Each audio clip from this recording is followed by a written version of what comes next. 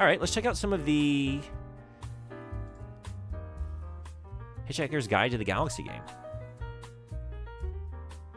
which is playable on the BBC website. I was just testing it out a little bit. So, we'll start from the beginning. I'll take it back.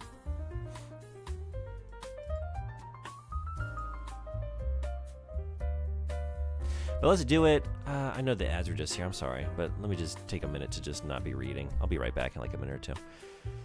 And we'll play some of this. I don't know how much. Because I don't know how much more reading I have in me today. And it's interactive fiction. It's a text adventure game. But let's continue to celebrate Douglas Adams, the wonderful man with his wonderful writing, just a little bit longer. So I will see you all in just a minute. Be right back.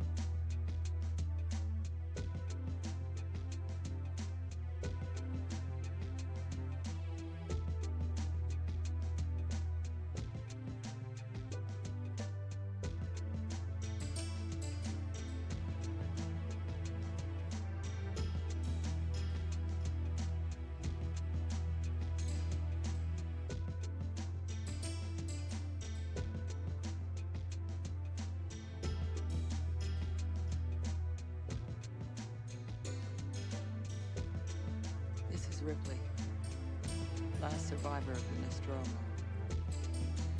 Signing off.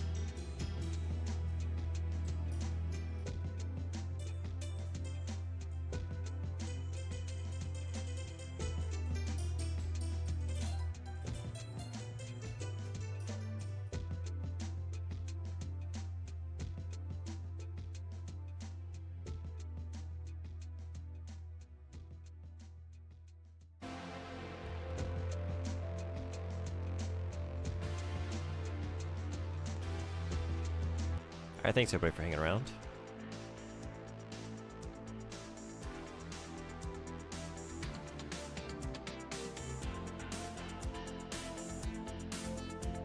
I think your boyfriend is hanging around. Thanks to subtitles.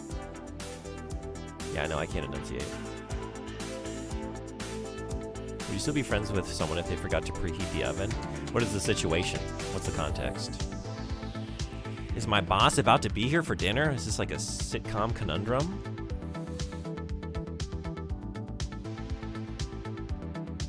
Let's check out the Hitchhiker's Guide to the Galaxy, the game.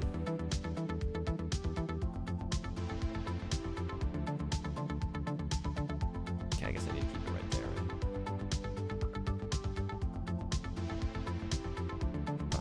Got a little...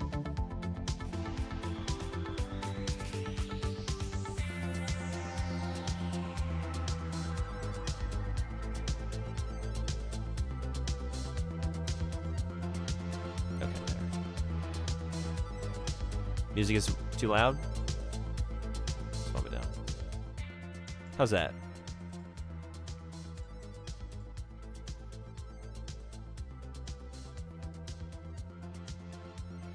Is that any better? I'll just cook the chicken for longer. I appreciate that. Thank you. The Hitchhiker's Guide to the Galaxy, Infocom interactive fiction, a science fiction story. Copyright 1984 by Infocom Incorporated. All rights reserved. You wake up. The room is spinning very gently around your head, or at least it would be if you could see it, which you can't. It is pitch black.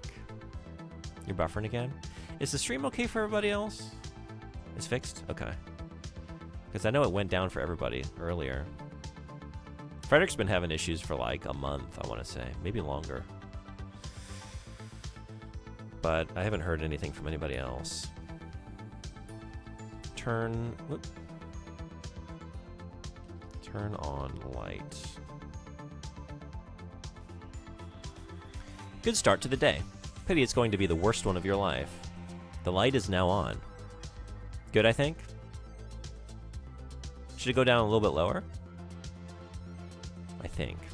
If it needs to go down a little bit more, please let me know.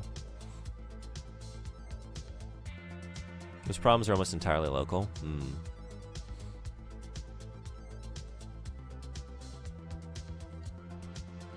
Bedroom in the bed. The bedroom is a mess. It is a small bedroom with a faded carpet and old wallpaper.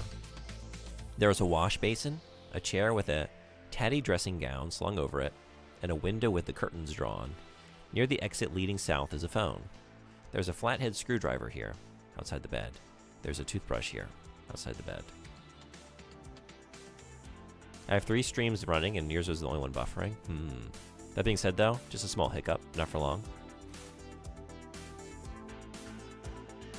Take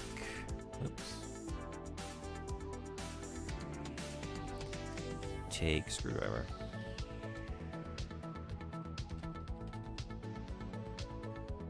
You can't reach it from the bed. The effort almost kills you.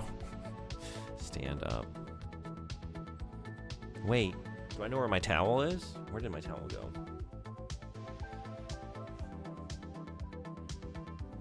This is an important part of the adventure. You always have to know where your towel is.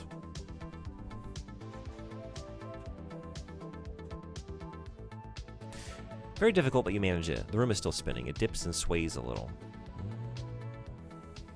Take screwdriver. You lunge for it, but the room spins nauseatingly away. The floor gives you a light tap on the forehead. Go to bathroom? I don't know the word bathroom. Go to sink? It's not important. Leave it alone. I was thinking get it like a drink of water. I have 2 gigabytes a second download speed, by the way.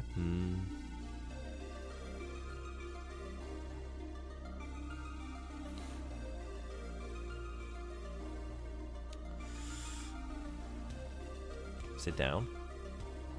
You're now in the bed. I don't know. You're spinning about. I'm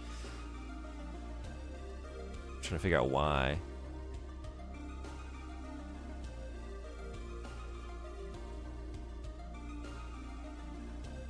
Maybe just take toothbrush. Let's start with that. Take toothbrush. Oh, right. Stand up. Take toothbrush. We're still spinning.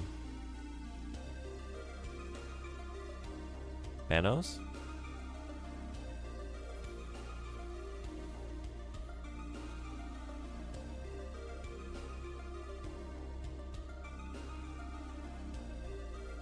Grab, I don't know, headboard? We're next to the bed, right? Something to steady myself? Grab table.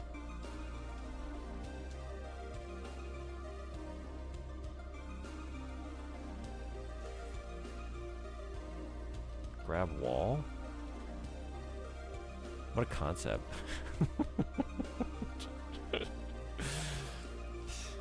Leave room. You miss the doorway by a good 18 inches. The wall jostles you rather rudely. Hold doorway. I don't know the word doorway. Hold wall? Crawl. Crawl. You can't. At least not in this game, you can't. How do we stop spinning around? Are we drunk? My eyes are open, right? Open eyes. The light is on. They are. Hey, Silent Shelf, what's going on? Welcome. We just finished discussing the Hitchhiker's Guide to the Galaxy book. Now we're checking out the Hitchhiker's Guide to the Galaxy game. Do you know where your towel is?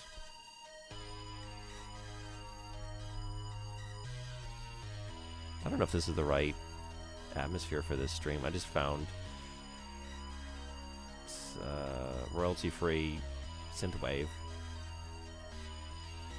We'll see. I didn't realize they had a game of it. Yeah, that Douglas Adams wrote himself. I mean, most of the adaptations were from him. At least in some degree. Not all of them, but like, he did the initial original radio series. He wrote the novels, of course. He did the game. He was involved in other productions to varying degrees. All right, we stood up. The room is spinning. There's a toothbrush and... Oh, maybe I need my glass. Does Arthur wear glasses? Take glasses? Is that why? You can't see any glasses. Yeah, I don't know. Rub eyes? We just woke up. Rubbing your eyes doesn't seem to do anything. Is the door open? It's already open.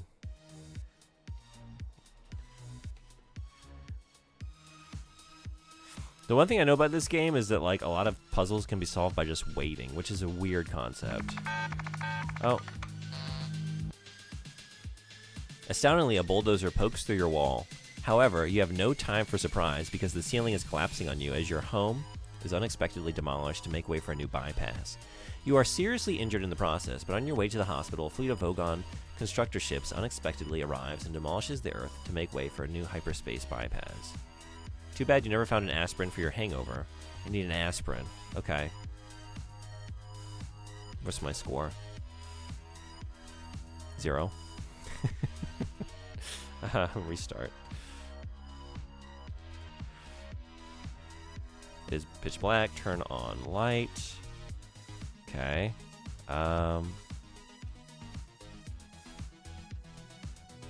Wash basin. Oh, is that the problem?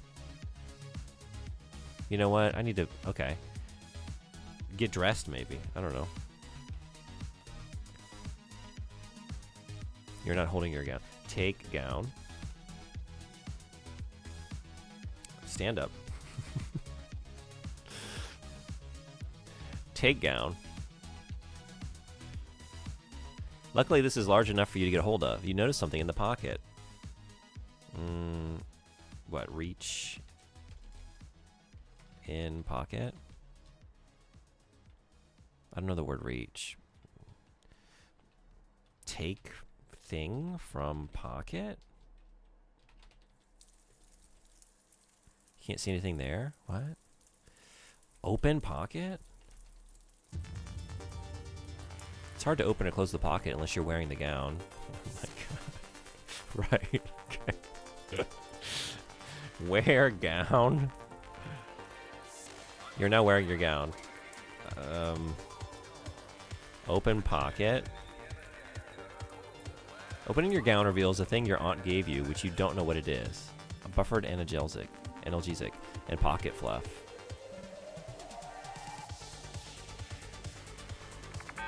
You swallow the tablet. After a few seconds, the room begins to calm down and behave in an orderly manner. Your terrible headache goes. There we go. A buffered what now? I have no idea. I don't know. You'll have to look up and read it for yourself, is all I can say. Okay, take screwdriver. Taken. Take... What was the other thing? What else did we have in here?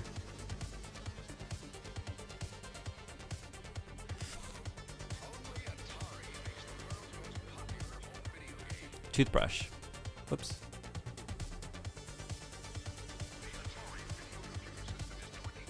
As you pick up the toothbrush, a tree outside the window collapses. There's no causal relationship between these two events.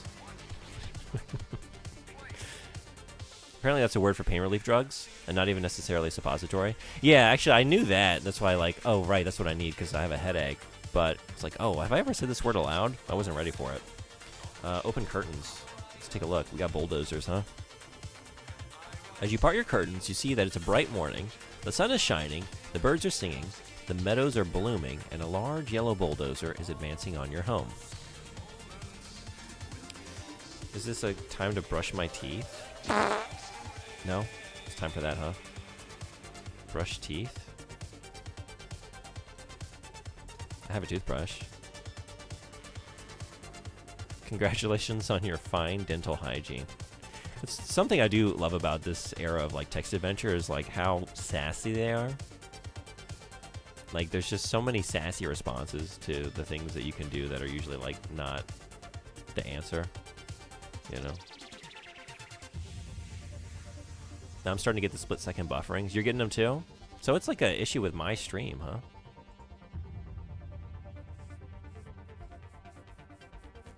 Wonder what's going on. It's spreading from one person to the next.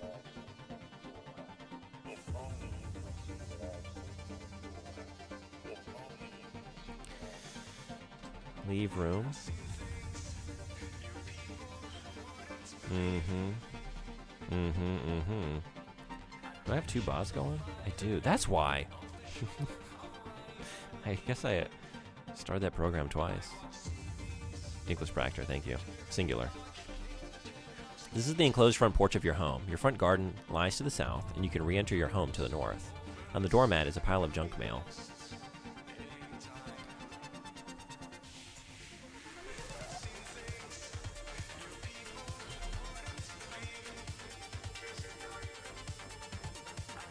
It just means this, the government is intercepting your stream to monitor you to see if you're an American spy. Don't worry about it. Okay, I won't then. That seems like something I don't have to worry about. I don't know if I can concentrate with this music going. This might be a little too intense. Anyone have a nice royalty-free playlist that they recommend? I was just trying to think of something kind of like spacey, you know?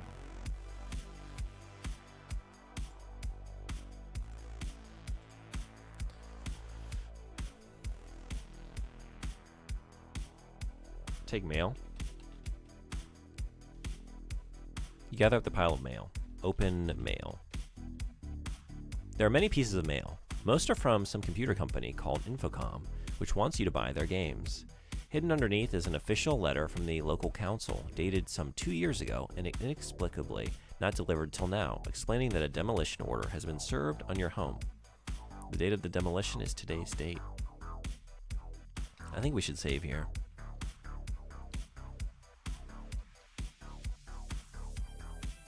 Save game.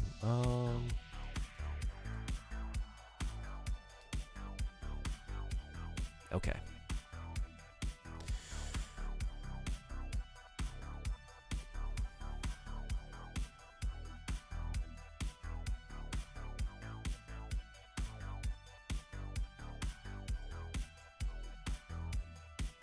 South. Front of house. You can enter your house to the north. A path leads around it to the northeast and northwest, and a country lane is visible to the south. All that lies between your home and the huge yellow bulldozer bearing down on it is a few yards of mud. Mr. Prosser from the local council is standing on the other side of the bulldozer. He seems to be wearing a digital watch. He looks startled to see you emerge and yells at you to get out of the way. The bulldozer rumbles slowly towards your home. Oh, you know what? I didn't fix this either. We have a very tiny chat window, don't we? Nothing's working today.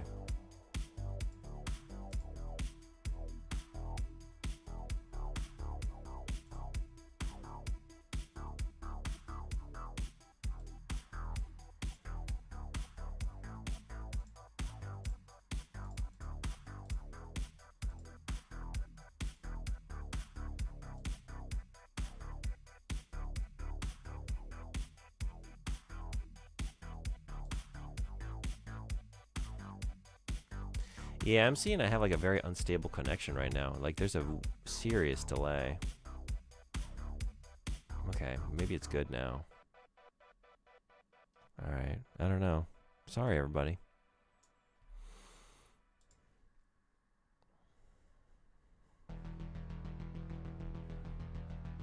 We need to lie down in the mud. Well, I guess I'm jumping ahead, right? You lie down in the path of the advancing bulldozer. Processor yells at you. For Christ's sakes, move. Stay in mud. That sentence isn't one I recognize. This is maybe where we have to use weight. The bulldozer thunders towards you. The ground is shaking beneath you as you lie in the mud. Wait.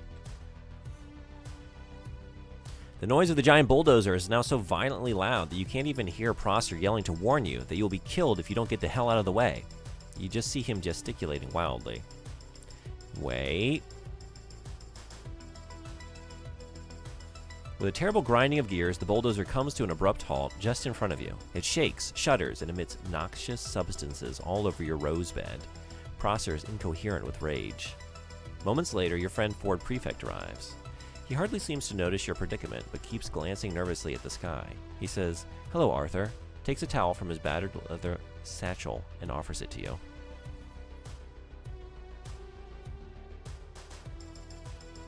Say hello. Greet Ford.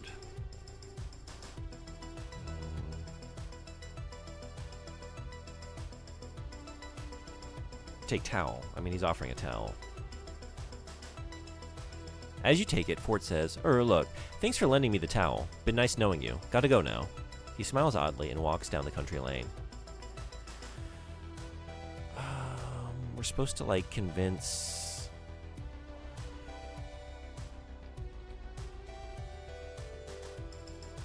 Like, I don't know if I should be thinking about this, like, oh, we need to follow the events of the novel? You would think that the game is solvable on its own without knowing that, but, like...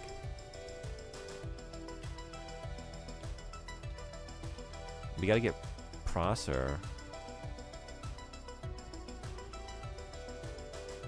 to get down in the mud in place of us, right? I guess. Maybe we just follow Ford. Maybe it's a little bit different. Stand up.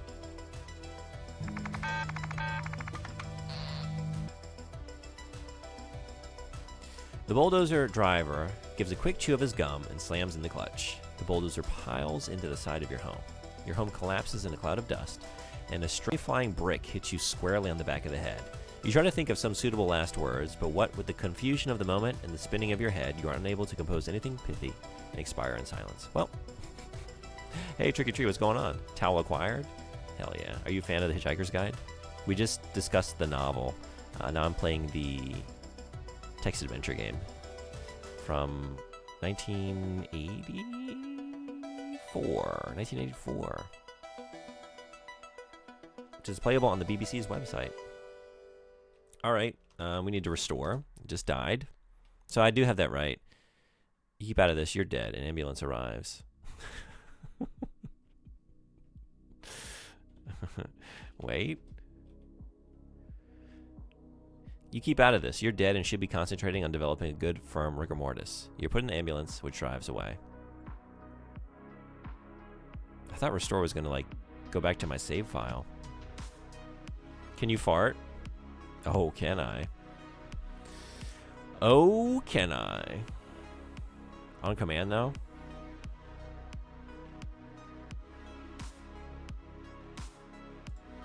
Let's see.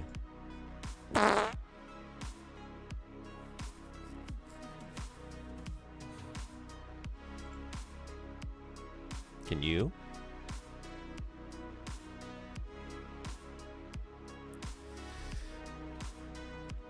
Load?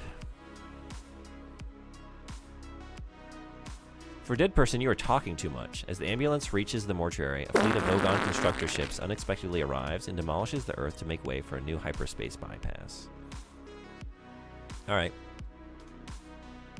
Oh, in the game?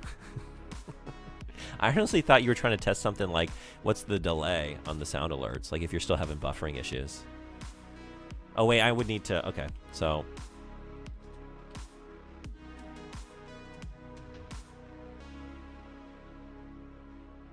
okay. I don't know the word fart.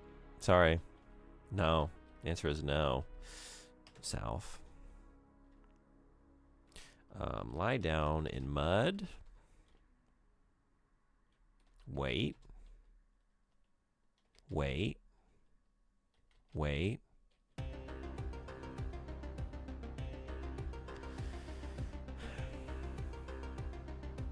Okay, maybe save here. How disappointing. 0 out of 10. Game is a 0 out of 10. You cannot fart in a text adventure game.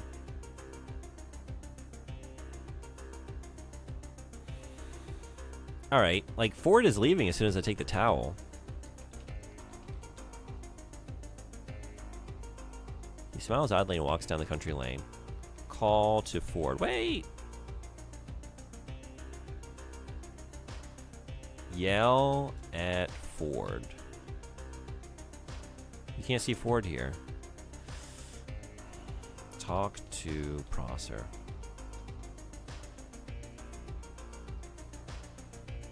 Look at Prosser.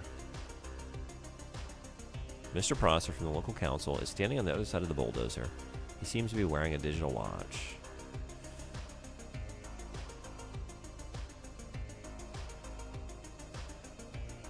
Switch. This is too complex a sentence. Switch places with Prosser. Switch with Prosser.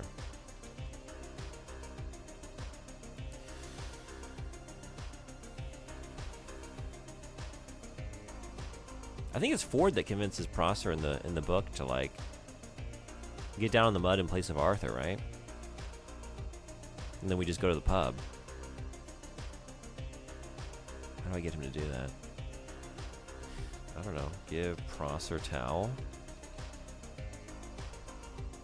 Prosser thanks you and wipes the mud off his boots and hands it back. Okay. Take towel. You already have it. Wait.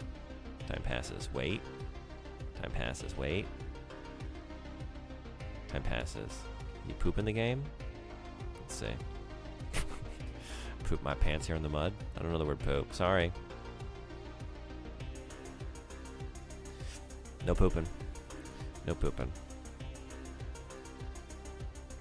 Pull. I don't think we do this. Prosser. You can't move Mr. Prosser. Because it can't be too complex of a sentence. We just need like verb, preposition, object, right? My God, Fisher. You can't even force a bowel movement? Mission over.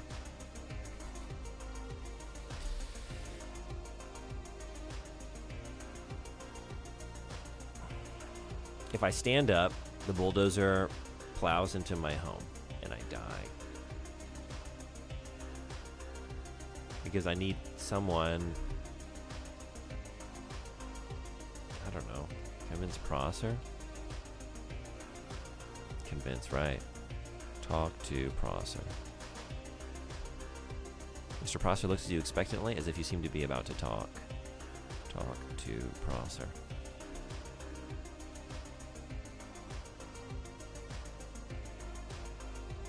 Get in. I can't just like give him dialogue, right? Totally unhelpful idea. Switch with Prosser. But beg Prosser. That's good. Beg Prosser. I don't know the word beg. Ask Prosser. What do you want to ask Prosser about? Switch places.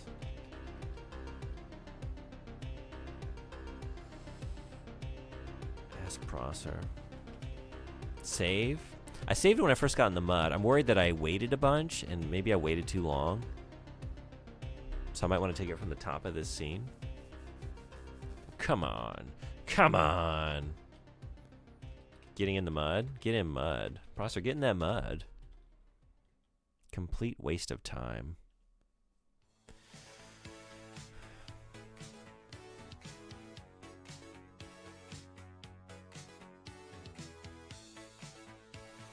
It's Ford. Maybe we need Ford to... Maybe we can't take the towel.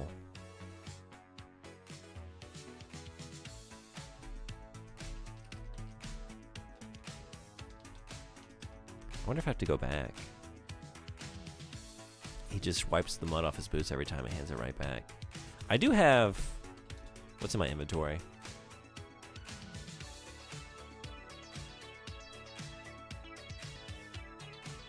I have pocket fluff. Screwdriver, toothbrush, mail. No tea. No tea. Give fluff to Prosser. Politely, Mr. Prosser refuses your offer. Give toothbrush to Prosser. Give screwdriver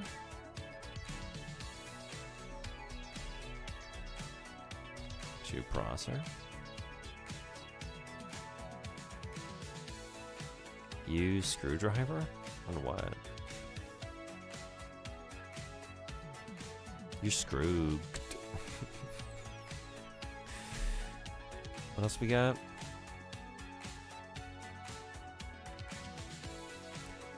I don't know.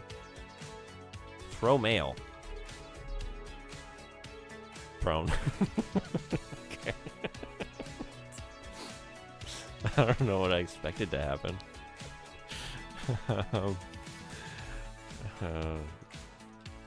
I probably can't get it. Take. Oh, okay. Give mail to Prosser.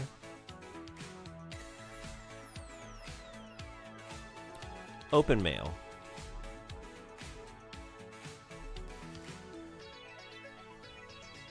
There are many pieces of mail. Okay.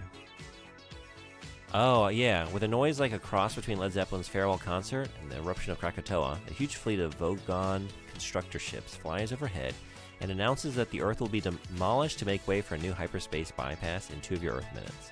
In all the turmoil, you drop the thing your aunt gave you, which you don't know what it is, and it rolls away. It is the least of your worries. Anyway, you've been trying to get rid of it for years.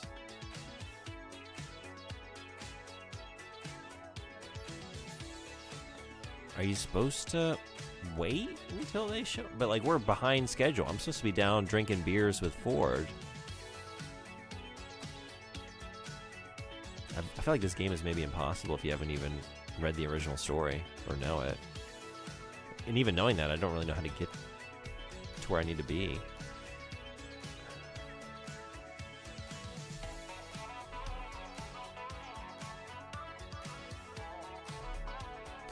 The vast yellow ships thunder across the sky, spreading waves of terror and panic in their wake. The voice of the Vogon captain slams across the country, insisting that the planning, charts, and demolition orders have been available at the local planning office in Alpha Centauri for 50 years, and it's too late to start making a fuss about it now. I have no idea where Ford Prefect is. I waited too long. Hey, Al Tyson, what's going on? Welcome. Are you a fan of the Hitchhiker's Guide to the Galaxy? Go to pub. Did you have any particular direction in mind? Fierce gales whip across the land, and thunder bangs continuously through the air in the wake of the giant ships. I don't know, south? It would be no safer there. East? You have died. Oh, the Earth is destroyed by the fleet of Vogon constructor ships. Yep, that's about what I expected. Okay, I think we gotta... Oh, what?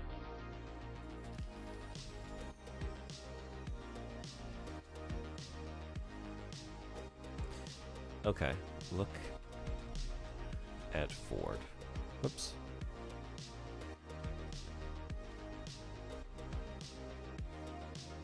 You see nothing special about Ford Prefect. Ford glances uncomfortably at the sky. He offers you the towel again. Talk to Ford.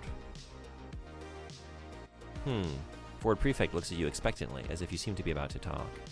Ask Ford.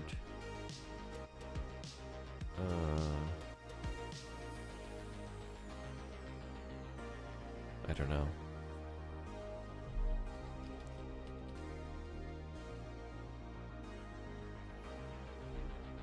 Ford seems oblivious to your trouble, so you ask, Ford, what about my home? He looks startled and guilty. He starts to say something and stops. He starts to say something else and stops. Suddenly, he seems to see the bulldozer for the first time. Stops starting to say things and starts. Stops starting to say things and starts. He seems to come to a momentous decision, says he has something of earth-shattering importance to tell you, and stresses the importance of a quick drink at the Horse and Groom. Okay, was it just like trying various failed ideas, but making sure Ford didn't leave? I guess. Pointing towards Prosser, you exclaim, "But that man wants to knock my house down." Ford goes off for a quiet word with Prosser. From where you're lying, you cannot hear what's happening, although they seem deeply engrossed in conversation.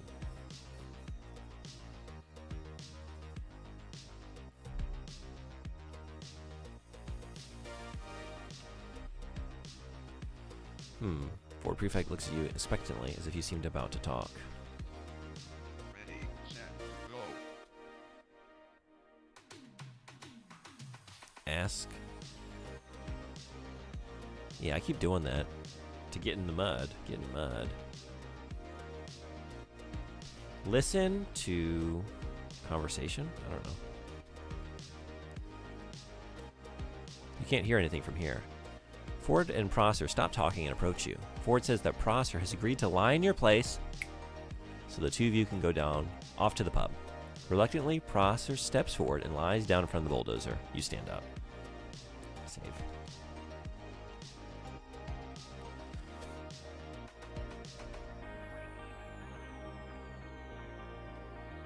Follow Ford. But Ford Prefect is right here. Take towel. Is he still offering the towel? Ford, urging you to follow, hurries towards the country lane. Follow Ford. In a state of anxiety and confusion, you follow Ford down the lane. Country lane. The road runs from your home to the north, towards the village pub, to the west. Ford Prefect is here. Come along, Arthur, says Ford impatiently, and enters the pub. Enter pub. The pub is pleasant and cheerful and full of pleasant and cheerful people who don't know they've got about 12 minutes to live and are therefore having a spot of lunch. Some music is playing on an old jukebox. The exit is east. Ford Prefect is here. There's a barman serving at the bar. Behind the bar is a shelf. It is full of the sort of items you find on shelves behind bars and pubs. Ford buys lots of beer and offers half to you. Muscle relaxant, he says, impenetrably. Drink beer. It is very good beer, brewed by a small local company. You particularly like its flavor, which is why you woke up feeling so wretched this morning. You were at somebody's birthday party here in the pub last night. You begin to relax and enjoy yourself, so when Ford mentions that he's from a small planet in the vicinity of Beetlejuice, not from Guildford, as he usually claims, you take it in stride and say, "Oh yes? Which part?"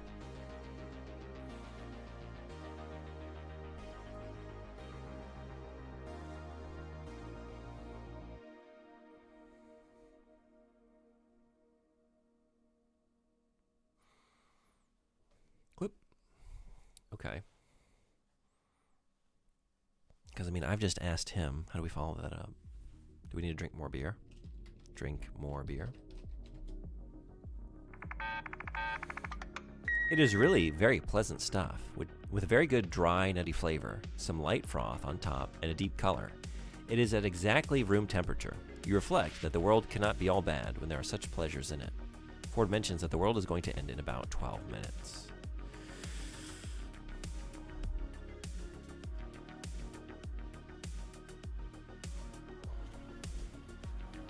Drink beer?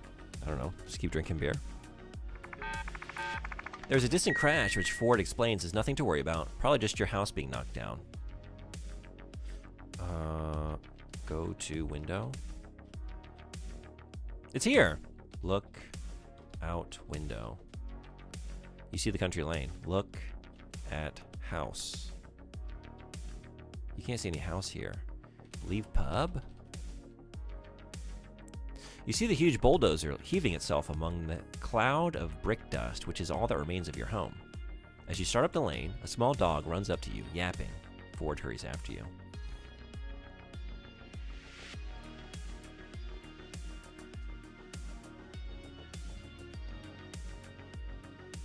I don't know. Pet dog. Gotta try. The dog tries to bite your hand.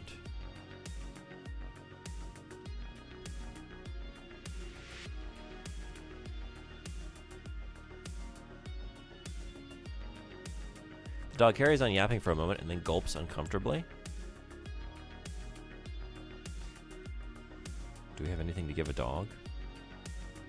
This is a dirty dog. Give fluff to dog? I don't know. You can't give pocket fluff to a dog. Okay, fine. Run from dog. Run. North. You reach the site of what was your home. It is now a pile of rubble. Mr. Prosser looks sheepishly triumphant, a trick few people can do, as it requires a lot of technically complex deltoid muscle work. Mr. Prosser, from the local council, is standing on the other side of the bulldozer. He seems to be wearing a digital watch.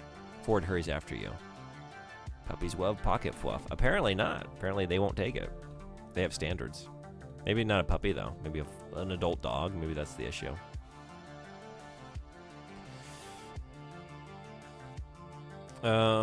Yell. Yell at Prosser. You begin to get a sore throat. Talk to Prosser. Talk to Ford.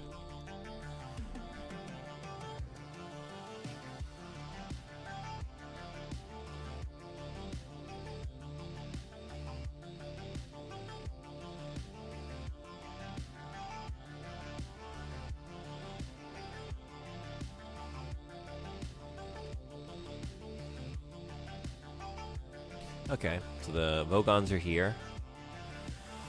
We dropped the thing that my aunt gave me, which I don't know what it is, and it rolls away. This time Ford's with me. Like, can we just hitchhike a ride on? Let's just try waiting. I don't know. Yeah, okay. The vast yellow ships thunder across the sky. We read this before. They're here to destroy the Earth. Throughout the noise, Ford is shouting at you. He removes a small black device from his satchel, but accidentally drops it at your feet. Pick up device. Taken. Fierce gales whip across the land, and thunder bangs continuously through the air in the wake of the giant ships. Ford fights to reach you, but the wind is too fierce. Further announcements from the Vogon captain make it clear that demolition will begin in just a few seconds. Through the blinding rain, you see lights flickering on the small device.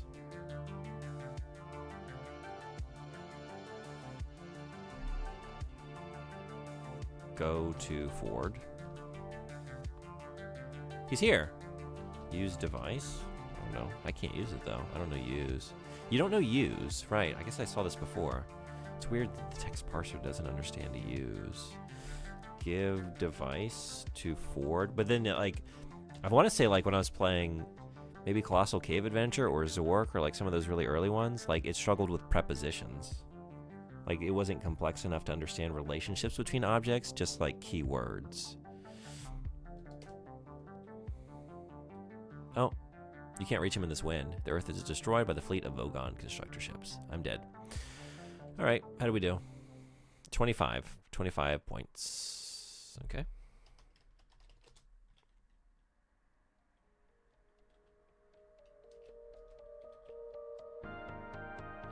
I think I was just drinking beer, right? Oh, where are we? Follow Ford.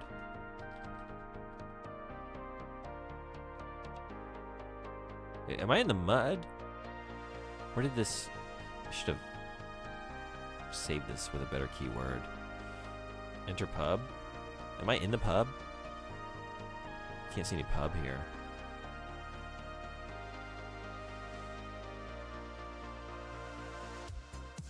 Wait. Okay. Follow Ford.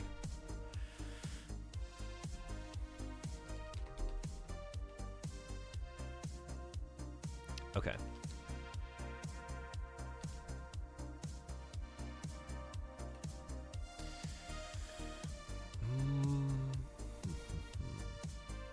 Drink beer.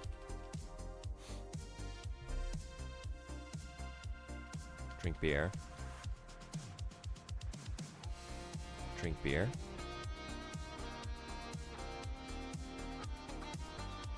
What if I kept drinking beer? Well, you get drunk and have a terrific time for 12 minutes, are the life and soul of the pub, tell some really great stories, make everyone laugh a lot, and they all clap you on the back and tell you what a great chap you are, and then the earth gets unexpectedly demolished. You wake up with a hangover which lasts for all of eternity. Okay.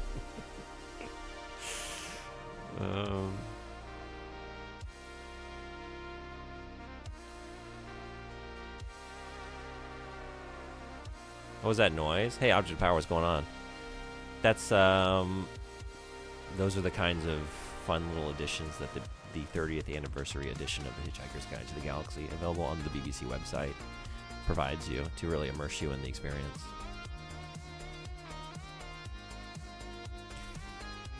Drink that beer.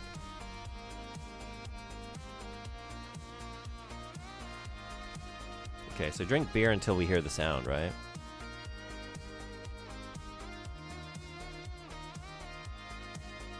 Leave pub.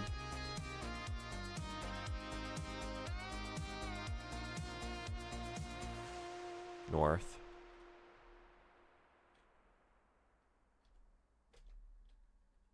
You can't enter a pile of rubble. Go to Prosser.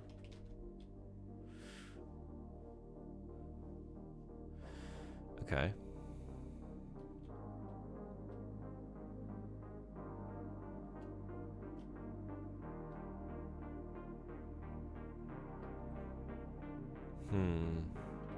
Wait. Pick up device.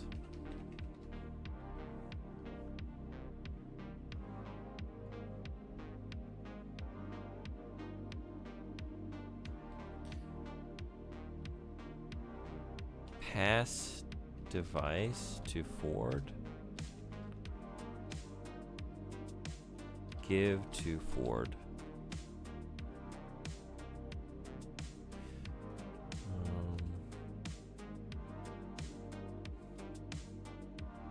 Hold Ford.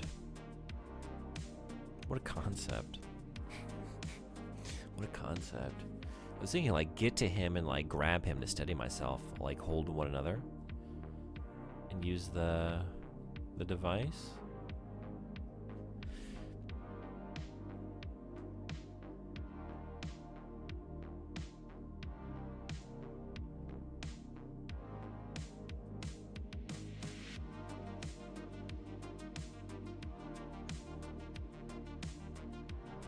Also, the dog didn't show up this time, right? Why not?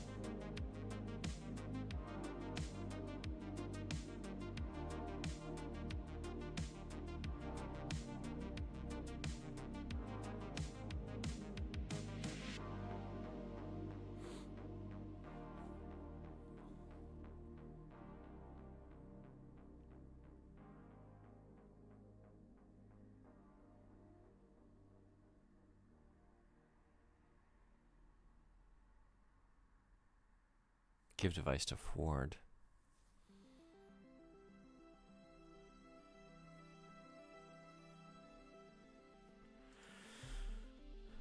Turn on device.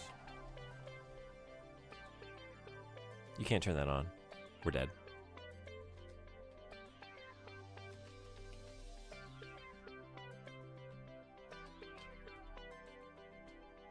I guess I can have all these multiple save games. Okay.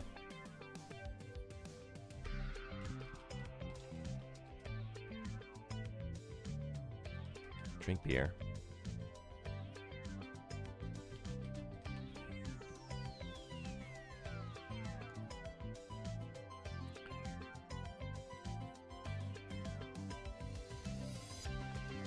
I guess leave pub.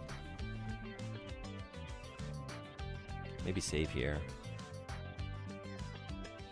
Are we supposed to get pretzels or something from the pub? I'm trying to think of everything that happens in the book. Or peanuts. We get peanuts, right? He gets a couple packets of peanuts. It was like Arthur rushes off, Ford stays behind, finishes the beer, gets the peanuts. Which I don't remember why those come into play later. I think he just says like you need the salt. I think it's after like the hyperspace travel.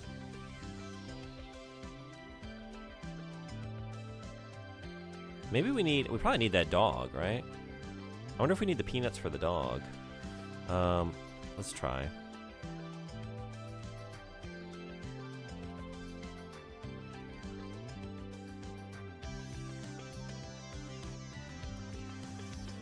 Okay.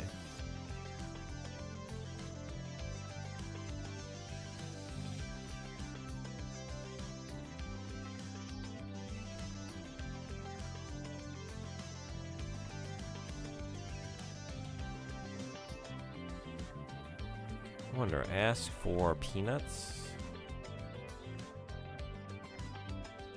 Get peanuts. Drink the beer, urges Ford. It will help cushion your system against the coming shock of the matter transference beam. Oh, the barman snaps. Hands off until you pay for it. Pay for peanuts. Drink beer. However much you clear your throat, wave your forefinger, or wiggle your eyebrows, the barman pays no attention, but carries on wiping another part of the bar.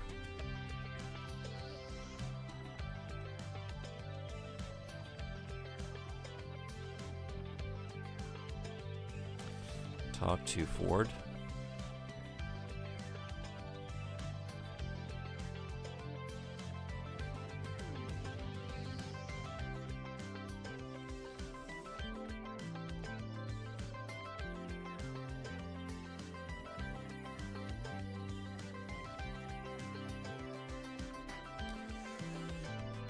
I guess we just leave. I don't know.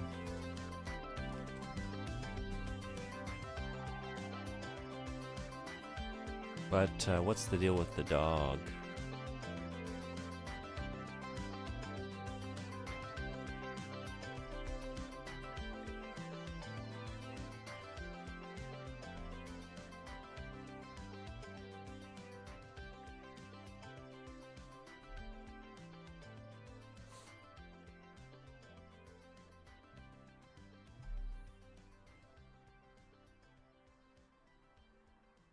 Maybe we just ignore it? It's here for a reason.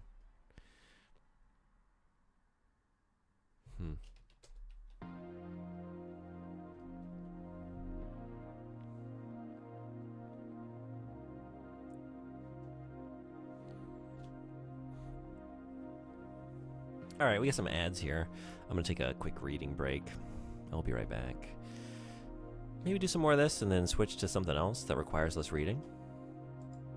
But yeah, be back for some more Hitchhiker's Guide in just a moment. See y'all then.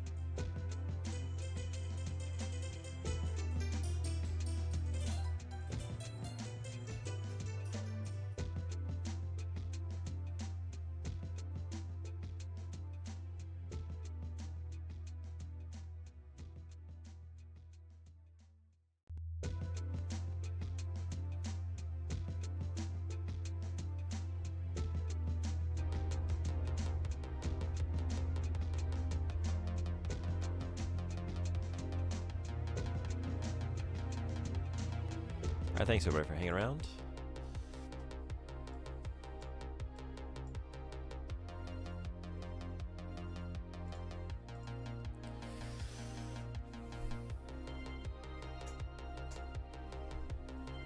Still here? Thanks for hanging out.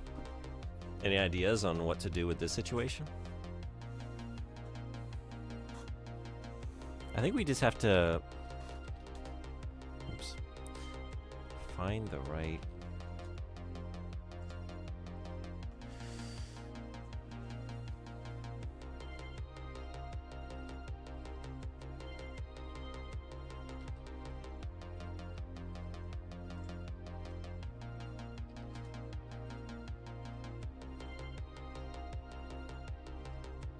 You want the cheat code for the bazooka? Don't I have it? Get bazooka? No, I guess we don't. Yeah, can you give me that, please? I guess I should pick this up, right? Pick up device.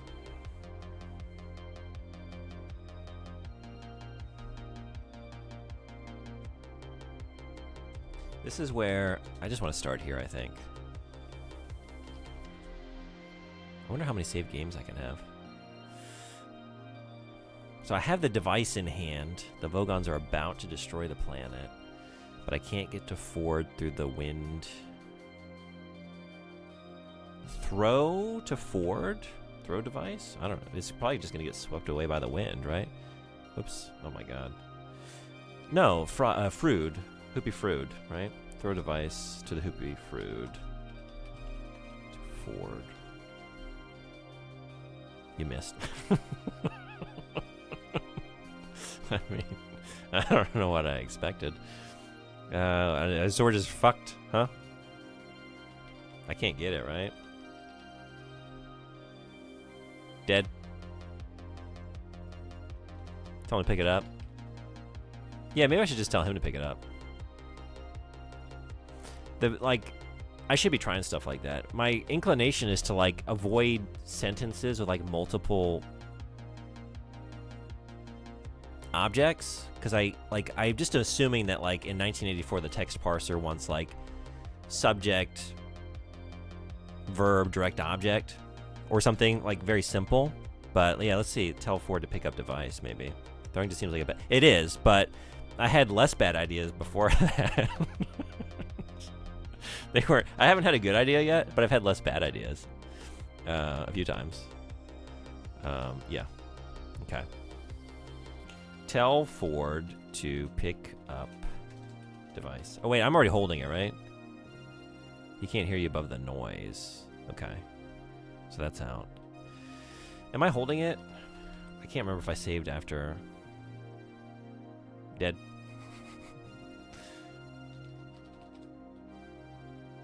I think this is, like, I have it in hand, right? I think that's why I called it device.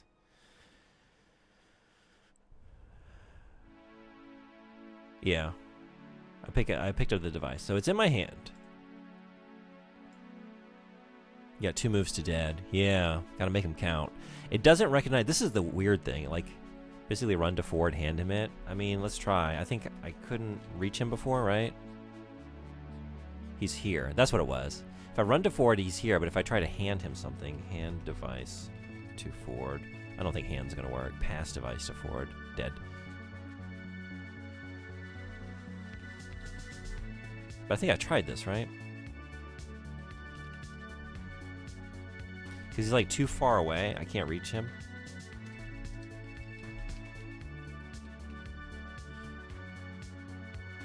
Don't know the word. Give device to Ford. You can't reach him in this wind. Right. I can't throw it to him. I can't give it to him. I can't use it. That save is fucked. It might be, yeah. I didn't want to keep redoing other stuff. Maybe we got to go back to the pub. Maybe I shouldn't pick it up in the first place. That's the other problem with these games, right? Like, you could just... It's so many points. Just soft block yourself. All right, let's just wait. Then we die. Let's go back to... Whoop. Pub. Drink beer. I feel like there's something with the dog. It doesn't feel like a superfluous, unnecessary detail. Drink beer.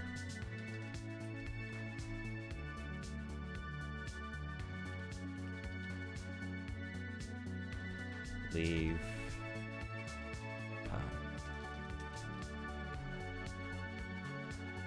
Okay, I'm gonna save here. So, I don't know if I've missed something in the pub that I need to be taking with me. Let's just have a save here.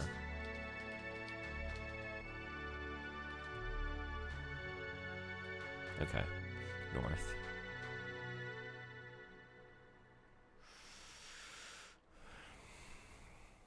What if I try and take his watch? Steal watch. You can't, it's not yours. It's Prosser's and it's private. Okay. What if we just got really belligerent? I'm drunk. I'm like several pints in, right? The thing that my aunt gave me rolls away. Okay. Maybe just wait. We need the device. Okay. He drops it at my feet. You know what? Just save right here before a pre-device, before I've picked it up. So we can start at a bunch of different moments in time now. Tell Ford to pick up. Yeah, I feel like that's too complex of a sentence. If I wait, he doesn't pick it up though, does he?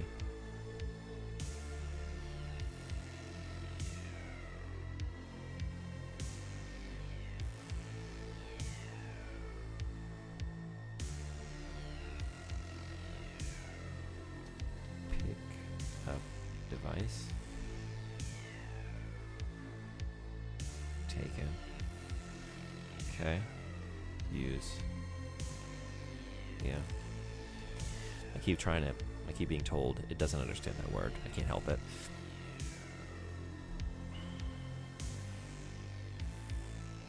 Hold up device.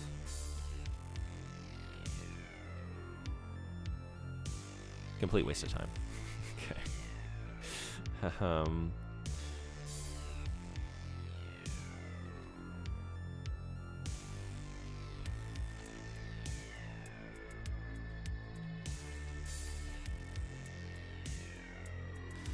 Okay.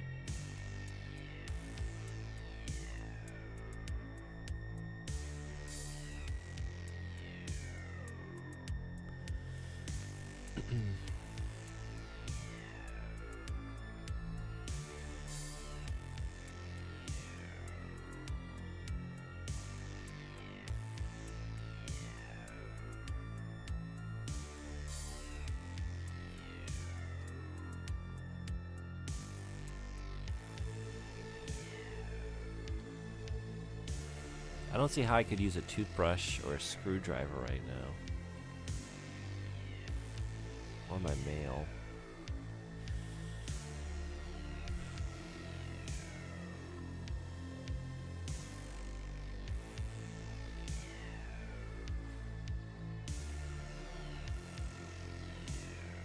To like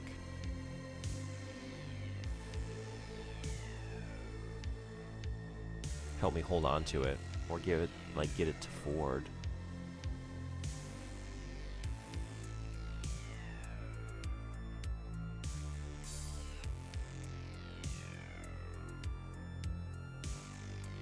There's hints, right?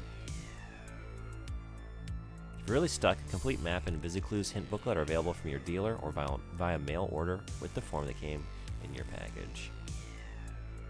Alright, yeah, that's about right.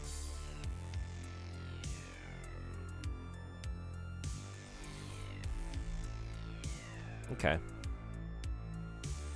I think, like, I don't usually get through these games without a walkthrough at some point. At several points. So I think, like, after I've given it a good try and, like, a good think, maybe we just check out a walkthrough.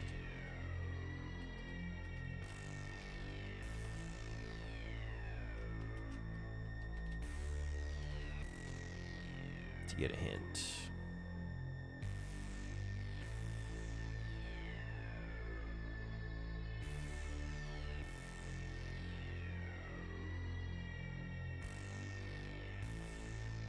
What? So I fucked up at the pub. I was supposed to get a sandwich. What? How was I supposed to know that? Okay, hold on. These games are so fucked. I swear to God. I gotta get the sandwich for the dog. What's sandwich? I didn't hear anything about a sandwich. Alright. Let's go to the pub. Maybe I'm supposed to look at the menu?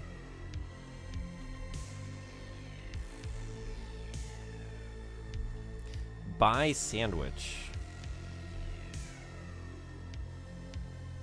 What the fuck? There wasn't a goddamn word about a sandwich. He didn't even know to order the sandwich. Go fuck yourself, Douglas Adams. Jesus. And Infocom, seriously. They're always doing this shit. I'm at the pub. I'm being told about the beer, but oh, did you order the secret sandwich off the secret menu? No? Well, you can keep playing the game. You won't get anywhere. The barman gives you a cheese sandwich. The bread is like the stuff that stereos come packed in. The cheese would be great for rubbing out spelling mistakes. And the margarine and pickle have performed an unedifying chemical reaction to produce something that shouldn't be, but is, turquoise. Since it is clearly unfit for human consumption, you are grateful to be charged only £1 for it. Drink the beer, urges Ford. It will help cushion your system against the coming shock of the matter transference beam. Trick or Treat, have you played any of these, like, old text adventure games? Alright, just drink beer. Drink beer. Absolutely not. Drink beer. Alright. Save. Drunk sandwich. Drunk sandwich. Okay. Leave pub. Small dog runs up to me yapping. Give sandwich to dog. The dog is deeply moved.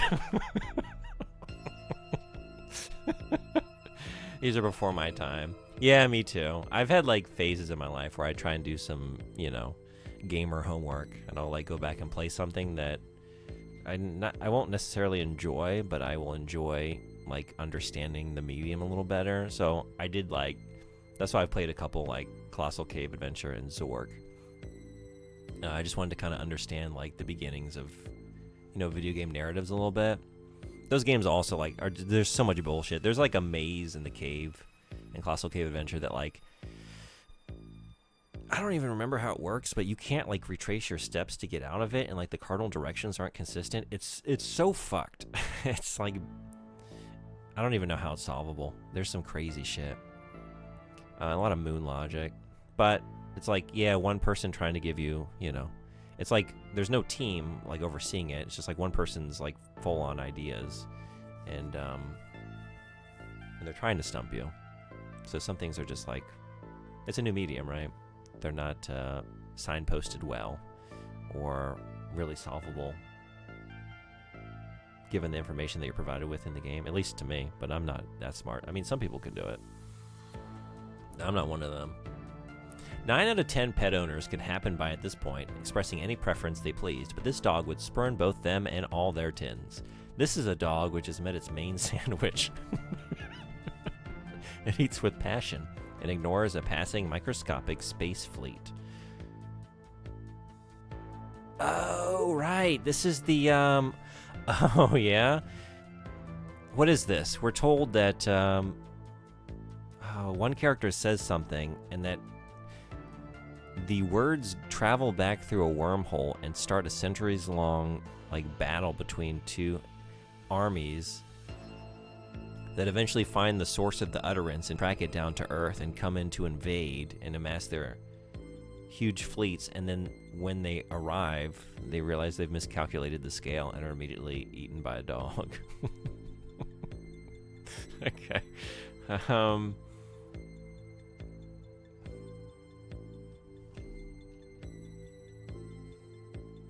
And now what? Call dog?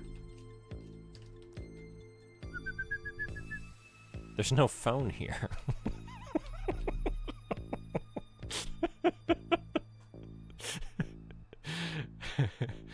Moving the dog. Okay, fight. What's going on? Pet dog. Pet dog. Yeah. There's no phone here. The dog tries to get the fuck out of here. What? I just gave you a sandwich. All right.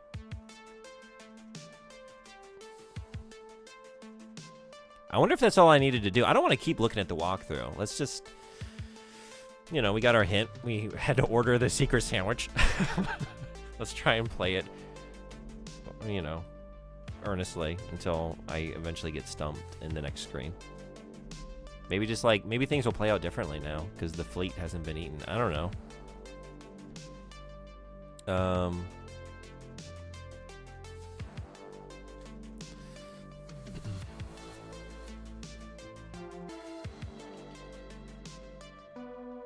All right, pick up device. Will anything be different this time?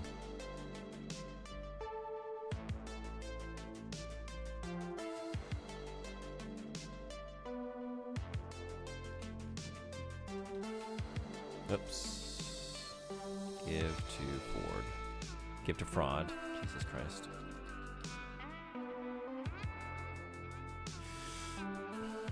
Right. Raise device. Raise.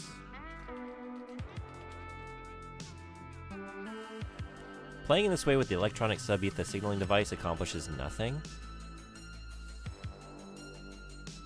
Signal? There's no verb in this sentence. No, yeah, the verb signal. They don't get it. The game doesn't get it. To signal someone. Wave device? Wave it around? Dead. Okay.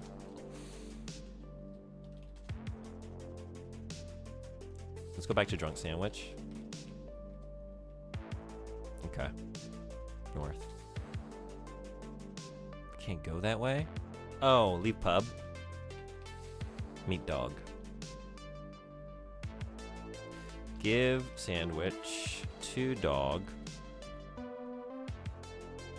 I do love, like, the new things that, you know, like, even though there's going to be some logic and stuff that's going to piss me off, like, this is a treat, like, more original Douglas Adams writing that I've never seen before that is different than the novel, right?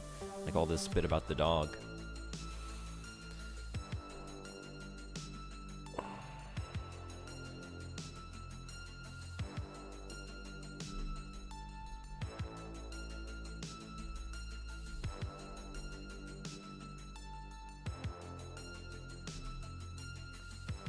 Take dog? Not bloodily likely. Okay.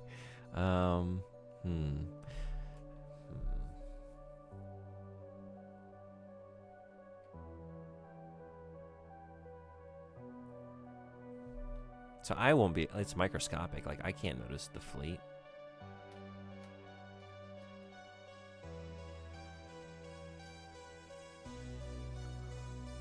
All right, let's see. Oh my God.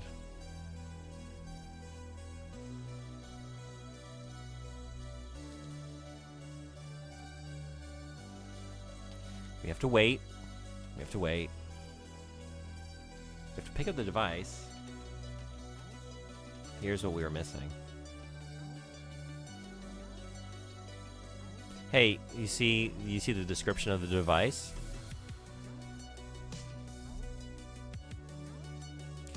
He removes a small black device from a satchel, but accidentally drops it at your feet. A small black device. Through the blinding rain, you see lights flickering on the small device. Here's what you do. You ready? Press green button. This game can go fuck itself. All right, we're gonna use the walkthrough liberally because this is some bullshit. What button? Wait. Okay, I need to know. I need to know if I'm allowed to be pissed off about this. Maybe I should have used like investigate device, look at device. I think I need to be using that. I don't know. I kind of want to go to a game where, like, I want to do that again. Let's...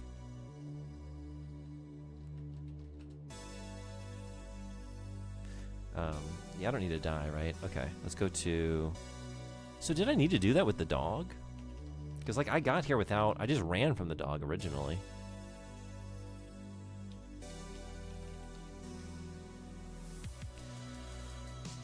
Okay. But it feels good to give that sandwich to that dog. So let's keep doing it. Okay.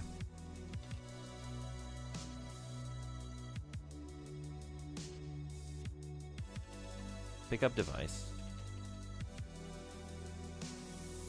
Look at device. Okay, this is on me. What? I need to look at things, that's right. Like, I'm not being given the full description of them. So, streamer bad at text adventure games. From here on out, we're going to look at everything. The electronic sub-ether signaling device is shaped like a small fist with an extended thumb. Various lights along its knuckles are currently blinking wildly, indicating a spaceship in the vicinity. It has two small buttons, a red one labeled Call Engineer and a green one labeled Hitchhike. It bears a small label which reads, another fine product of the Sirius Cybernetics Corporation. Affixed to the thumb is a lifetime guarantee. That's fair. That is fair. It's like one of those things like, yeah, maybe this is a lesson I learned before and forgot about. Like, you kind of have to, at some point when you become more familiar with the way to play these games, right? Like, you can have that in your back pocket. Like, oh, I know that I need to, like, look at things and inspect things to see details, to know to interact with them. The game's not just going to tell me that. Doesn't take much to get me on board with any conclusion that amounts to streamer bad. Doesn't take much on this channel. All right. Press green button. All right. We never need to use the walkthrough again, right? We learned our last lesson. Lights whirl sickeningly around your head. The ground arches away beneath your feet, and every atom of your being is scrambled, an experience you're probably going to have to get used to. You are in dark. Open eyes. You can see nothing, feel nothing, hear nothing, taste nothing, smell nothing, and are not entirely certain who you are.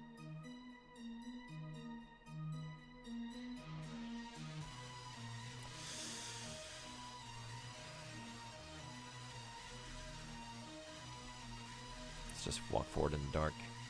I don't know the word forward. North. There's nothing you can taste, nothing you can see, nothing you can hear, nothing you can feel, nothing you can smell. You do not even know who you are. Call out.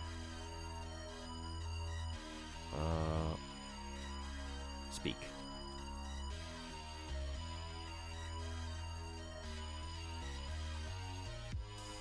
Stand up.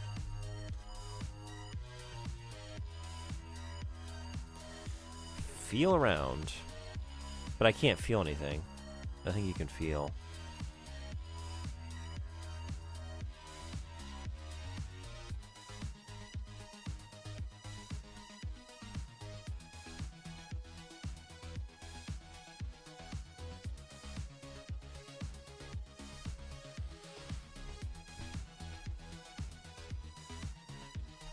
We don't have any senses. Inventory. You can't hear anything, see anything, feel anything, taste anything, and do not even know where you are, who you are, how you got here. Is this another wait situation? Wait? I think it...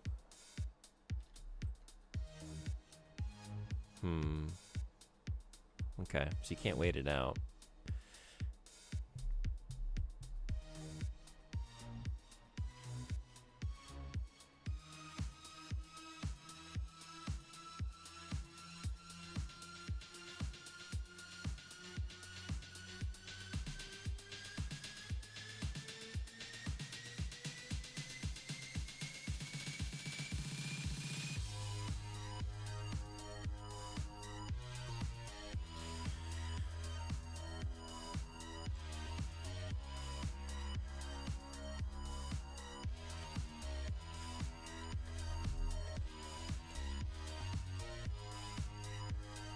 I was thinking, like, is it making like a philosophical joke or something?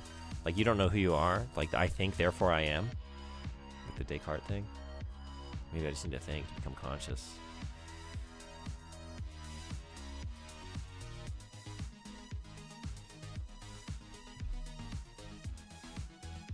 don't know the word mouth. Slap self.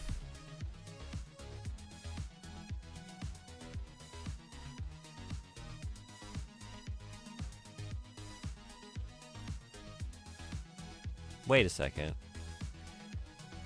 I just realized there's nothing about smell.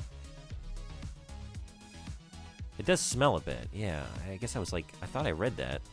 There's only 4 senses listed. It does smell a bit. There's something pungent being waved under your nose. Your head begins to clear. You can make out a shadow moving in the dark. Open eyes? No, wait. My eyes are open, right? I'm looking at something in the dark. Continue to smell. Talk to shadow. You can't talk to a shadow. Yes, you can. Yes, you can.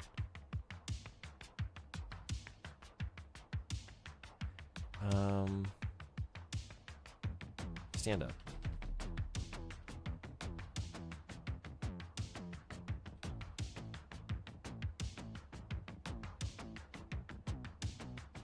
But I can see nothing, but I can see a shadow. I can make out a shadow in the dark.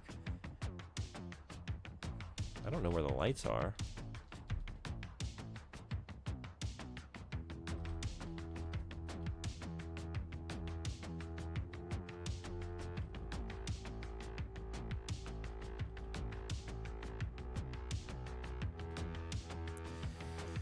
Take...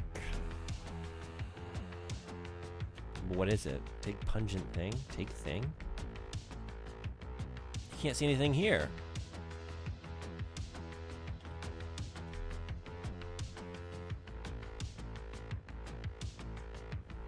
I don't know. Keep sniffing.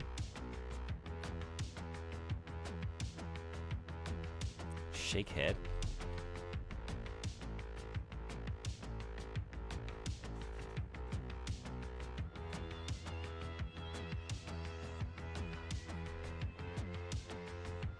Maybe now speak? No, like if I try anything else, it just goes back to like, I don't have those senses. What else can I do with my nose? So I have my sense of smell. Follow scent? Follow smell.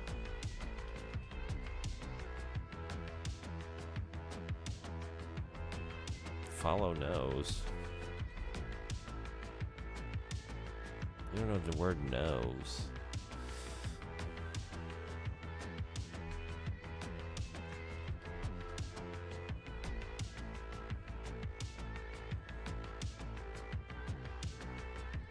Go to shadow. It's here.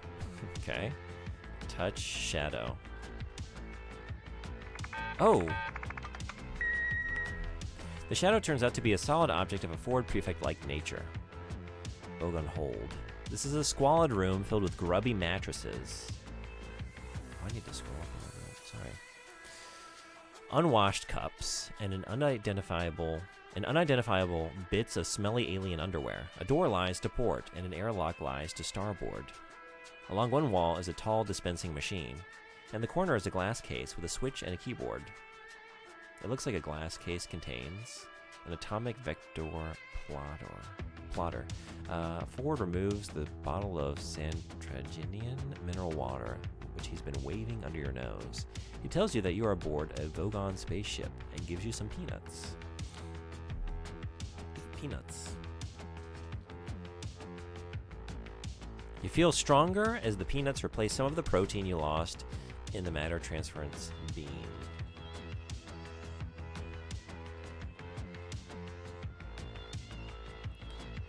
I beg your pardon?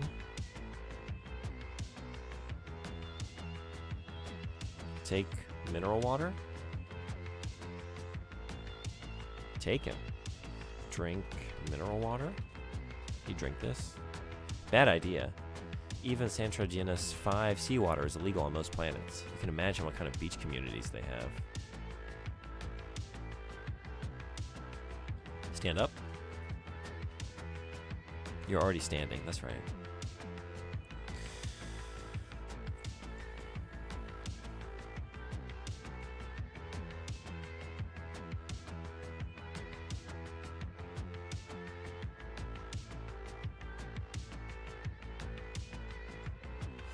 Use. Oh, you don't know use, right?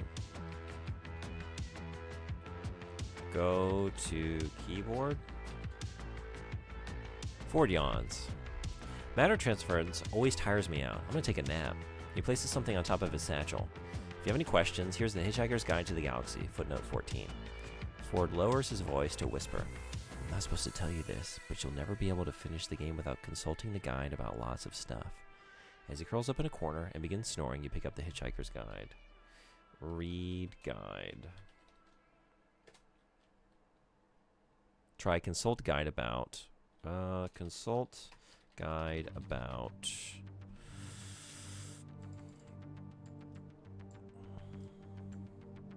Atomic vector plotters.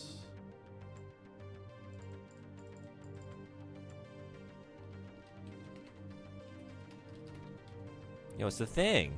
It's the thing. It's the guide. It's the name of the game. The name of the book. The guide checks through its sub-Ethernet database and eventually comes up with the following entry. The atomic vector plotter is one of the primary application devices of improbability physics. Okay. Oh my god. That's it.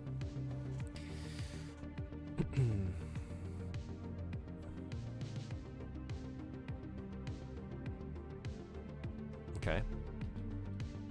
Do I have anything else to consult it about right now? Consult guide about improbability. Did I spell that right? Physics.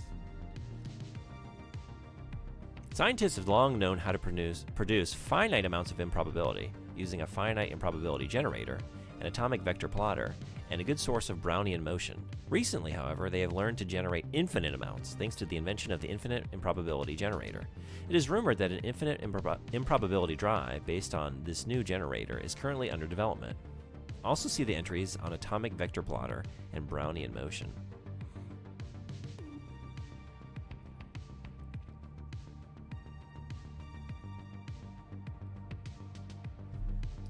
Consult guide about Brownian motion. No poop jokes, please. It's too easy. The best randomness generator is simply Brownian motion. Any hot gas or liquid is a good source. Okay. Hot gas or liquid. I have not tea. I have no tea. But I do have the mineral water. Okay. Go to keyboard. It's here. Touch keyboard. Fiddling with the keyboard has no desirable effect. Type on keyboard.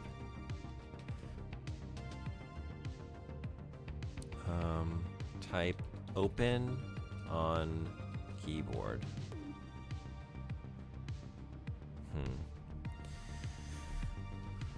Look. Oh, there's a satchel here. There's a towel here. Ford is in the corner, snoring loudly. Along one wall is a tall dispensing machine.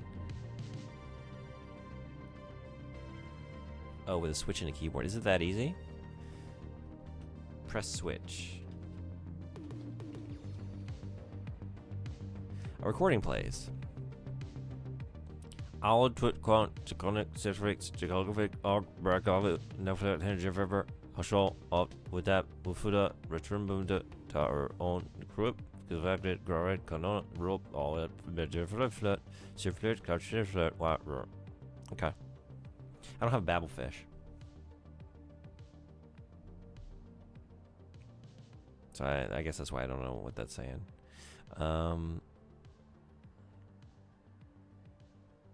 Go to machine, go to dispensing machine. Oh, what? What? It's here. It is, of course, well known that careless talk costs lives, but the full scale of the problem is not always appreciated. For instance, At the exact moment you said, type open on keyboard, a freak wormhole opened in the fabric of the space-time continuum and carried your words far, far back in time across almost infinite reaches of space to a distant galaxy where strange and warlike beings were poised on the brink of frightful interstellar battle. The two opposing leaders were meeting for the last time. A dreadful silence fell across the conference table as the commander of the Valurgs, resplendent in his black jeweled battle shorts, gazed levelly at the Gugugvant, at the Gugugvant leader squatting opposite him in a cloud of green, sweet-smelling steam. As a million sleek and horribly beweaponed star cruisers poised to unleash electric death, at his single word of command, the Valurg challenged his vile enemy to take back what it had said about his mother. The creature stirred in its sickly, broiling vapor. And at that very moment, the words, type open on keyboard, drifted across the conference table. Unfortunately, in the Valurg tongue, this was the most dreadful insult imaginable, and there was nothing for it but to wage terrible war for centuries. Eventually, the error was detected, but over 250,000 words. Their peoples and cultures perished in the Holocaust. You have destroyed most of a small galaxy. Please pick your words with greater care. Okay. I like that they took that bit from the original story and just replaced it with whatever you had just typed. But go to machine. Announcement is coming over the ship's intercom. Yep. I'm not going to do that again. Wait, I can't use touch. Operate machine. Press button. Which button do you mean? The dispenser button, the red button, or the green button? Dispenser button.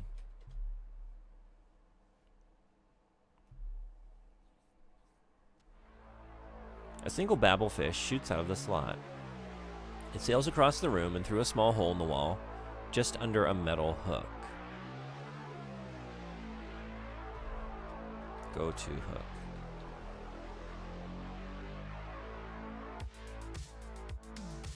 Take hook.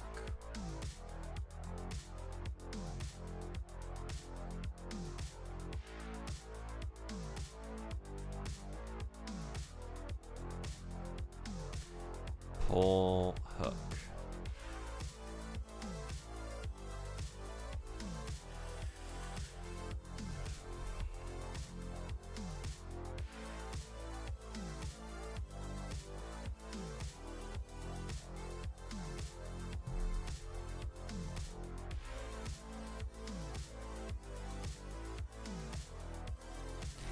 Hang. Oh, I need to take towel. Hang towel on hook.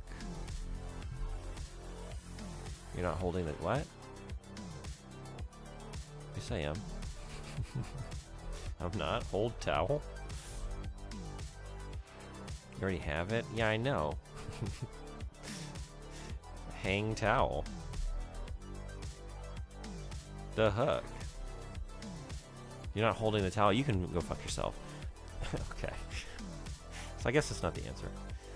I was thinking like the fish went through the hole. What if we cover the hole?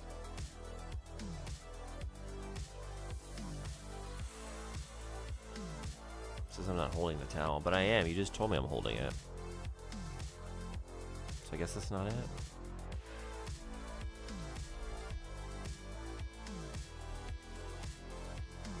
We got the satchel. Take satchel. Hang the satchel on the hook. Taken. Hang satchel on hook. It slips off the hook.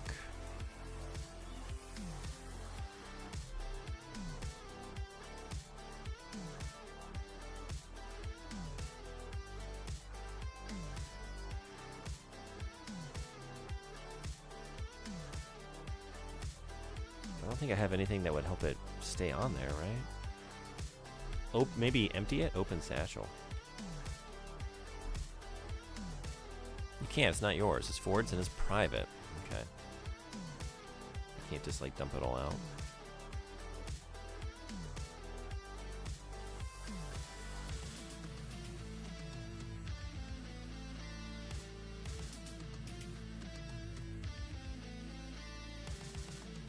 Look at hole. You see nothing special about the small hole. Put towel in hole. It doesn't fit through the hole. Put mail in hole. That's not going to work. Guards burst in and grab you and Ford, who comes slowly awake.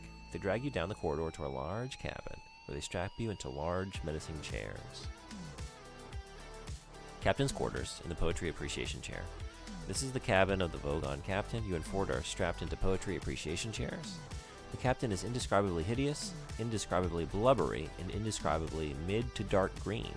He's holding samples of his favorite poetry.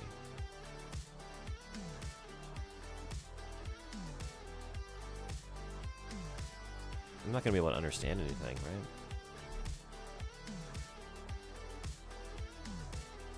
He's going to read us some of his poetry, mutters Ford, sweating profusely. Just pray he softens us up with some cudgels first. Yeah, we can't understand. I got to get that babble fish. All right. So it's timed, right? This is a fail state. Peanuts. Take guide. Look.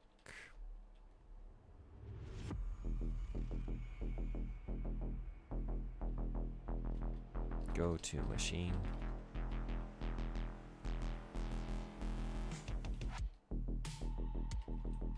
Press button. Dispenser.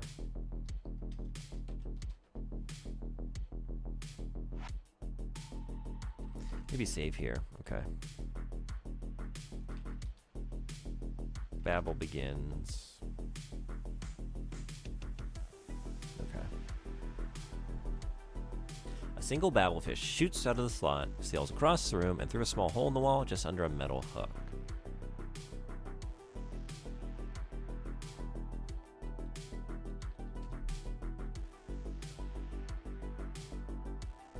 Okay.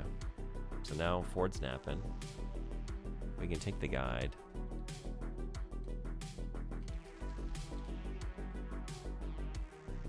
I already have it.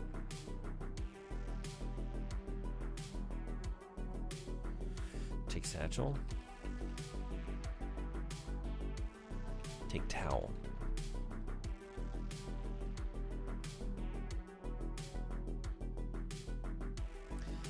Take atomic vector plotter. Open glass case. Won't budge. Type open on keyboard. Did I try this? It's got a keyboard next to that case, right? Oh wait, and a switch.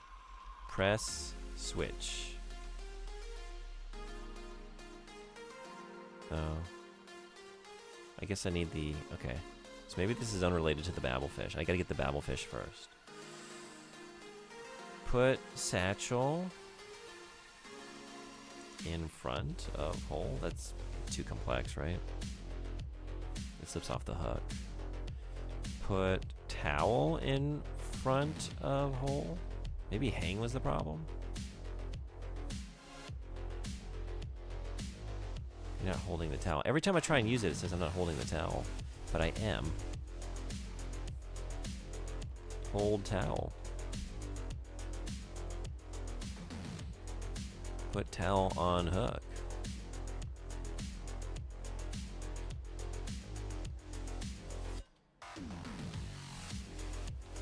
Look at hook. The hook is attached to the wall inches above a tiny hole.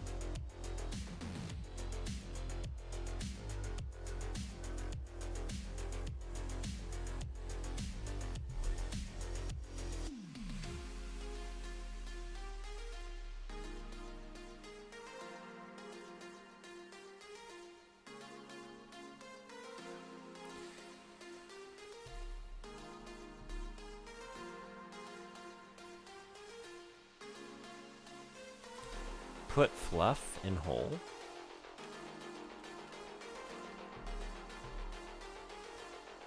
Falls through the hole and vanishes. Alright, well. What else did I have? Put mail on hole.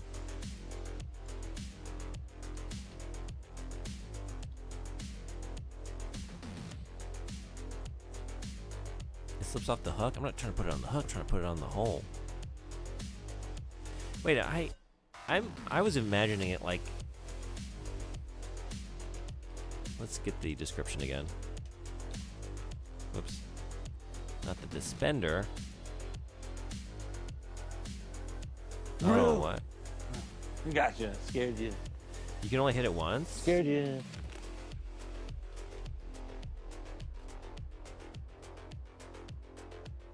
You can only do it once? So if you're not set up, it's just fucked? So how can I test this to know? Alright. Babble begins. Have I already hit the switch here? Press button. Dispenser. I keep doing that. Through a small hole. It is in the wall. Okay. For a second, like, oh, is it in the floor across the room? It's in the wall, but I don't know, like, how high. I was thinking, like, if it's low in the wall, can you just stack things on the floor in front of it? But you're obviously supposed to, like, hang something on the hook.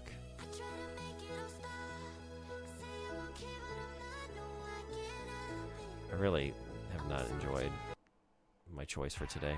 My royalty-free choices for today. None of these are very good Hitchhiker's Guide to the Galaxy music. I'm sorry. Maybe that one's okay.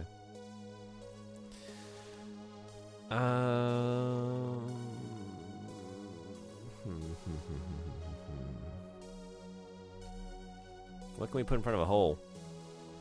How do we block a hole?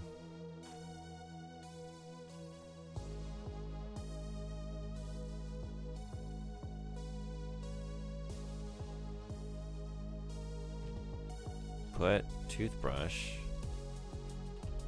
in a hole. Bye.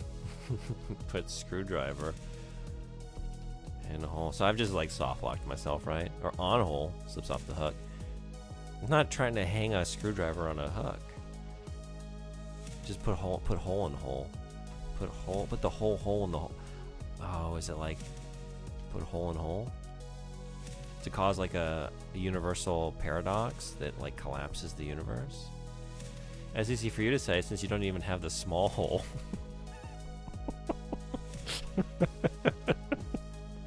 What? Easy for you to say.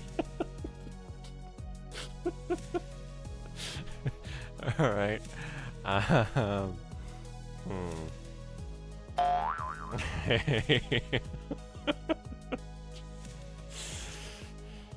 What else can we stick in this hole?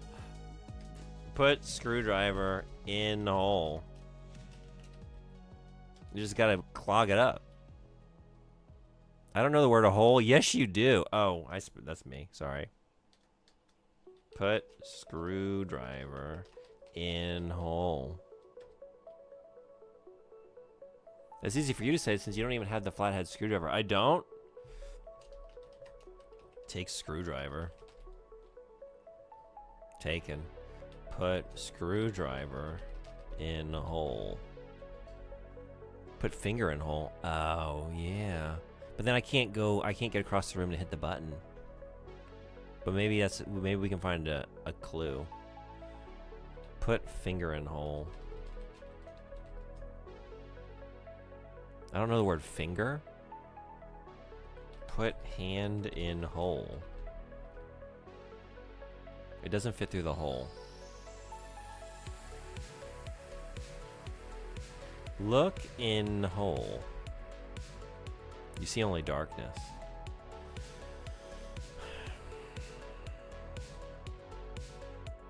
Try finger butthole.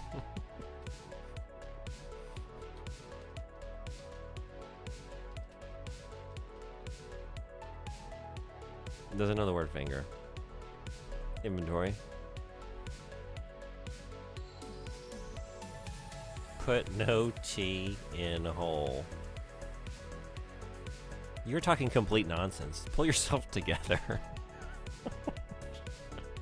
Pull yourself to. I have the pocket fluff again. Alright. Take off gown. We're getting naked. Take off gown. How big is this hole? Measure hole. I don't know the word measure. Put me in hole. Enter hole. You hit your head against the small hole as you attempt this feat. Right, it's my hand didn't fit, right? Wasn't I told that? Put hand in hole. It doesn't fit, right? But when I put the toothbrush and the screwdriver in, they just like disappeared. So it's somewhere between the size of a toothbrush and my hand. And yeah, like the babblefish goes in your ear is what, like I gotta get it because I can't understand any alien speech until I have that in my ear. So that's the size of the fish. Like it goes in your ear canal. Put head in hole. It's not gonna fit. I think I just tried that, right? Put head in hole. Your hand doesn't fit. Your head's not gonna fit. It doesn't fit. Smell hole. All right. Look, it's for we're trying to understand the environment. It just smells like a small hole.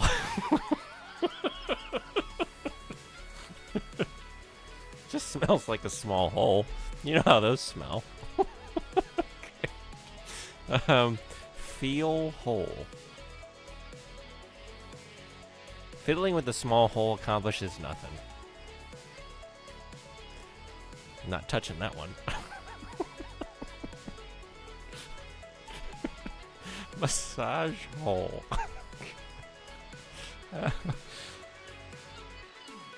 Tease.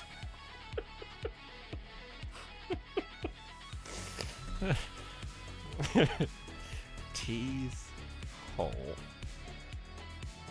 I don't know the word tease.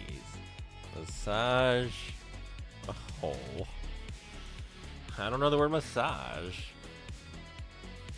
This is what book club is all about. This isn't book club anymore. This is game club. Alright.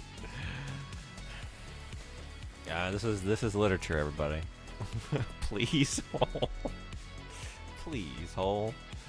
Lord have mercy. There's no verb in that sentence. Yes, there is. You just don't get it. Alright, we gotta use the hook. Look at hook. Look at hook. Spit. Okay, I'm done. You're done. You're done. Pack it in. I'm gonna redeem that. We can't. My foot doesn't fit in the hole, emissary. Foot doesn't fit in the hole.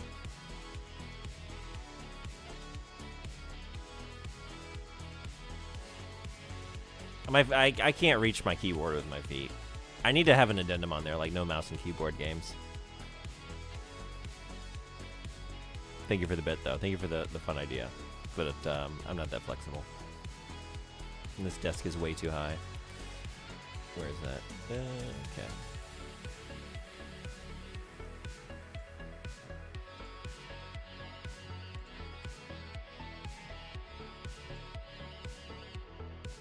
You're gonna redeem it? Did I say redeem? Do you mean refund? I do. I do. That's what I mean.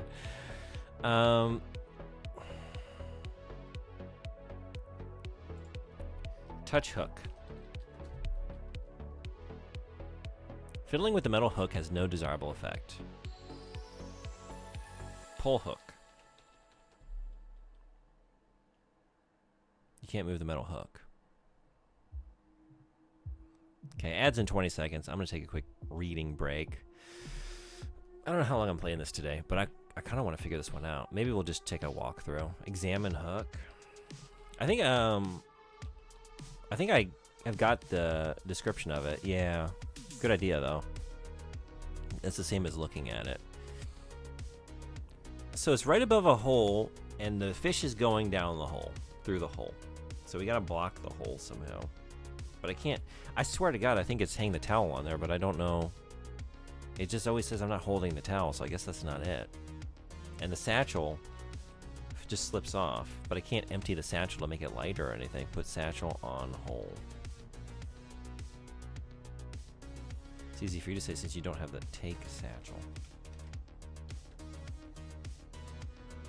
I think I tried pulling it. It doesn't budge. Yeah, good idea though. We can't move the hook. It's there, like, it makes me think you're supposed to hang something on it to block the hole, but put satchel on hole. Twist hook. Slips off the hook. Twist hook. Bop it. Twist it. Pull it. I don't know the word bop.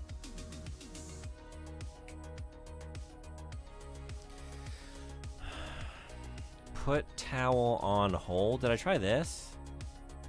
Phrasing? I do. Yes, I do. Maybe I don't. I have a towel. Put towel on hole. Maybe you gotta wet it first. Maybe you gotta make it a wet towel. What other items do you have besides a towel? Yeah, I'm thinking maybe I have that mineral water, right? Oh, maybe you gotta pour the water. I don't have that.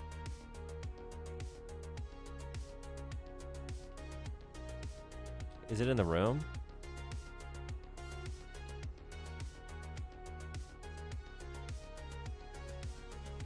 Didn't I have mineral water? Whoops. The mineral water? I thought I had that in my inventory before. Okay, maybe restore. Peanuts. Didn't I take that from Ford? Because I like tried to drink it, right?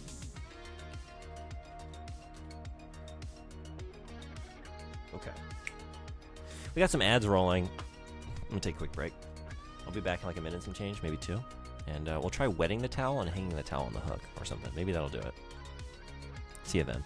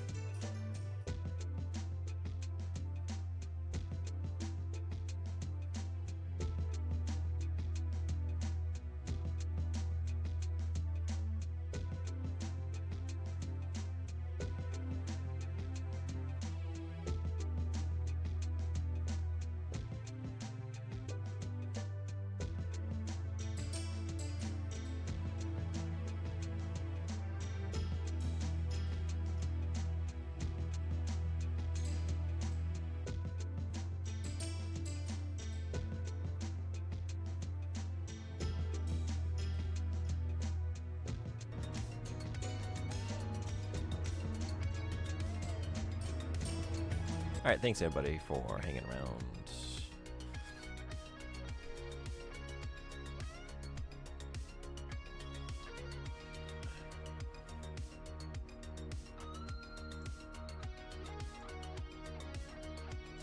Okay. Is this, so Ford's not sleeping. Maybe I can't take his satchel, right? Hey, Arthur, keep your hands off my satchel. Yeah. Take towel, though. I can get prepared as much as possible, right? Taken. Okay.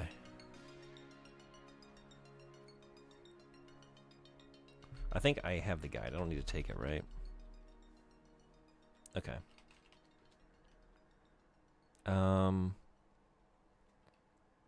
What are we calling this one? Wet towel? Wet towel. Pour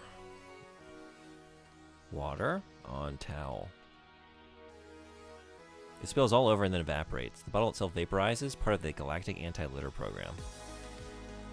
Okay. It evaporates. So the towel is not wet. It's covered with little pink and blue flowers. Shit, that didn't work. What?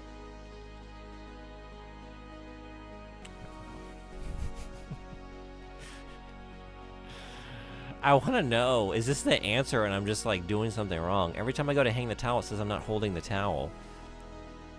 But is this the right idea? But just done in the wrong way?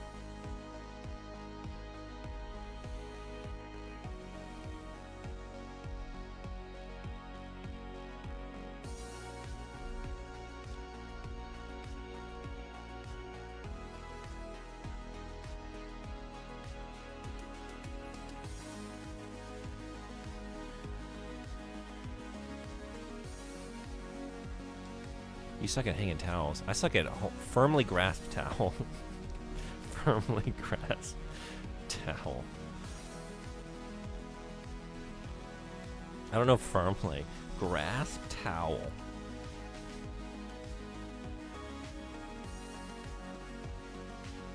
Wear towel.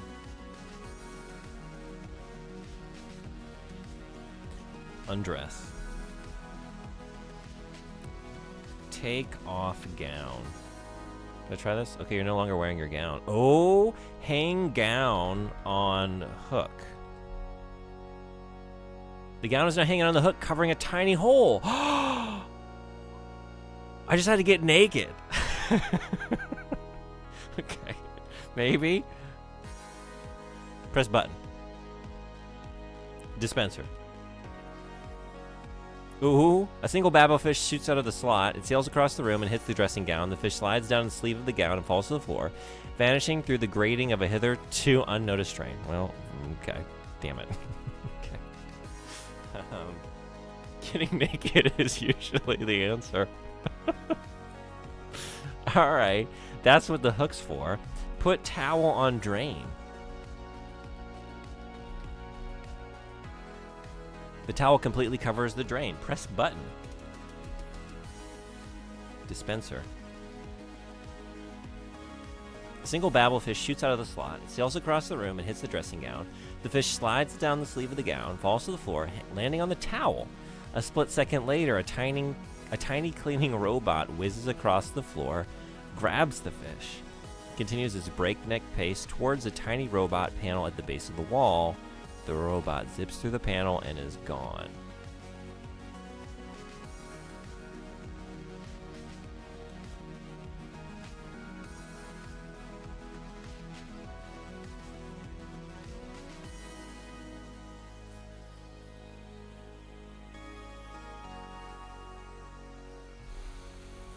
Tiny robot panel.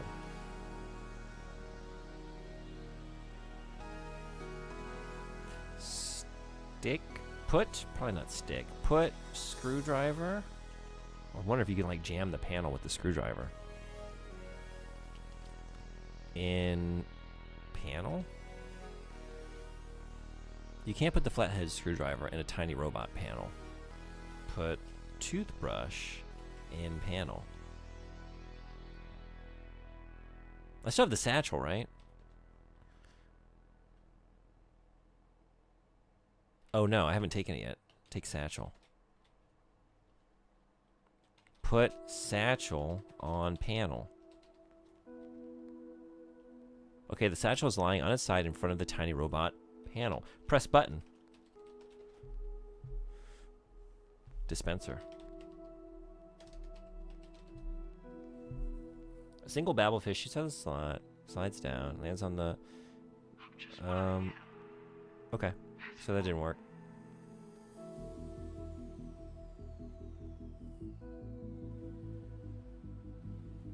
Oh, wait, the robot plows into the satchel, sending the babblefish flying through the air in a graceful arc. A small upper half of the room cleaning robot flies into the room. Catches the babblefish, which is all the flying junk it can find, and exits. Okay.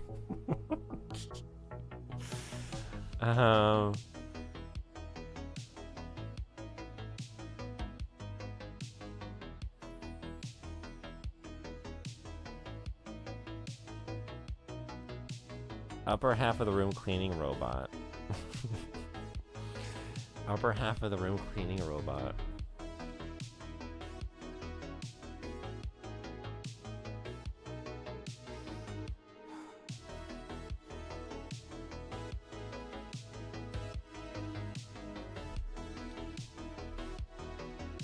You see nothing special about the ceiling. Where did it come out of?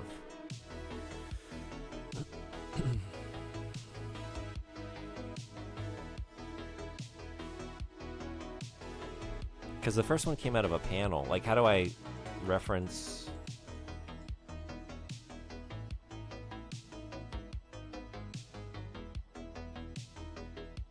Small upper half of the room cleaning robot. Flies into the room. From where? Do I need to close the door?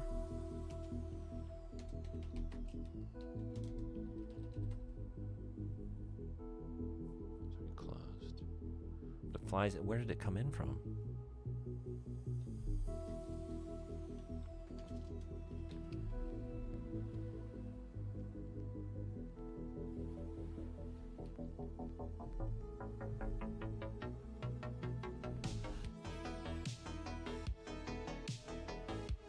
I guess I gotta keep it from, like, flying up that high, right? Maybe it's not about, like, I don't know how to stop that robot up top. So it must be, like, how do you keep it...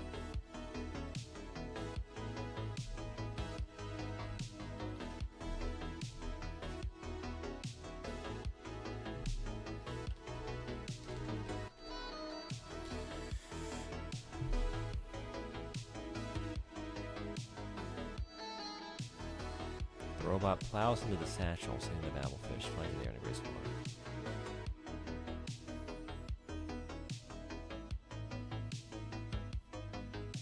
I can't, like, interrupt this process. So that seems to be all correct.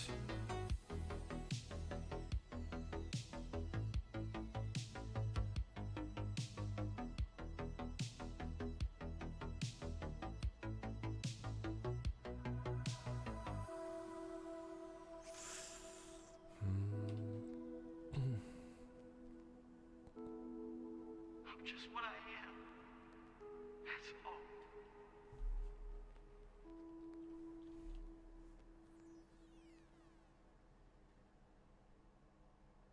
Oh, so what happened to my fluff? Didn't I have fluff in my pocket? Put guide on satchel.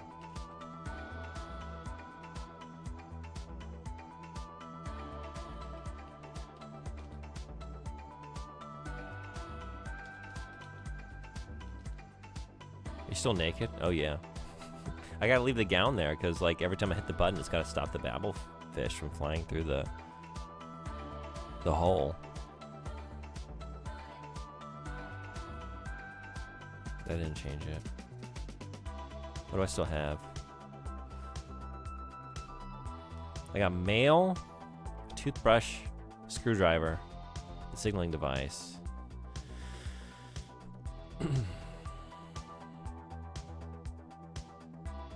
I think there's one thing we didn't try. Oh, what? What you got?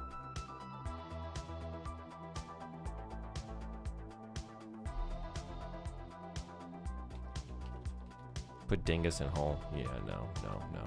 This is a family. This is a family stream. This is an all ages experience, this game.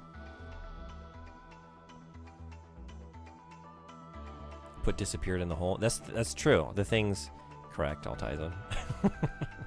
The things we put in the hole vanish. Are you ready for that? Are you ready for that to disappear? Would you put it in? Hope it's worth it. What does the blue button do? Which blue button? The things we put in holes. The things we put in holes.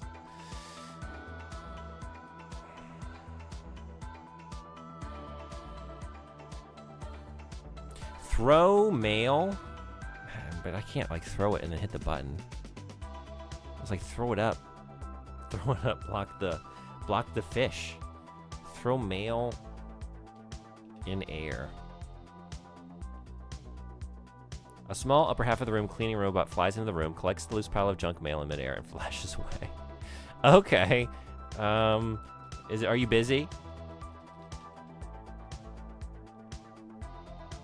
You're obviously letting things get to you. You should learn to relax a little. Wait, what? Oh, hit button. Press button. Jesus Christ. Dispenser. Dispenser.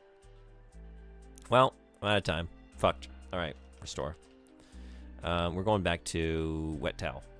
But now I know I don't need to actually make it a wet towel. That was a bad idea. A wrong idea. I don't think it's a bad idea. Get that towel nice and wet. Drape it down over a hole. Nothing's getting through that bad boy. Take satchel. I'm holding too much already? Oh.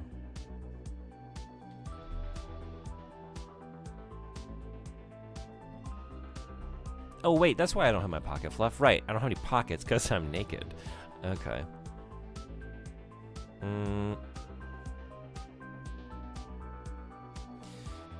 Take off gown. Hang gown. Unhook. Put towel on drain.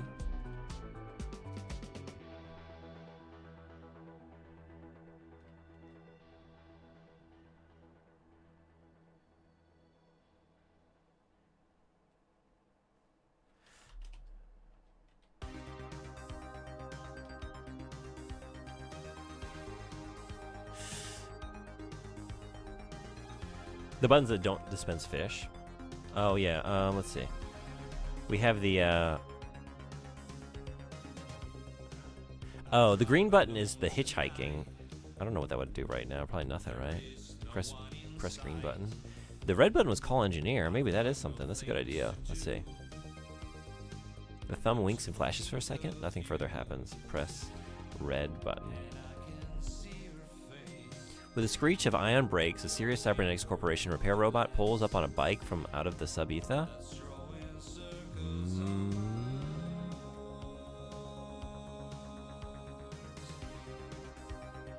Hello, Dipshit. Welcome in. We're playing the Hitchhiker's Guide to the Galaxy game. Are you a fan of the Hitchhiker's Guide? Can I use you? Repair robot. Nothing needs to be repaired at the moment.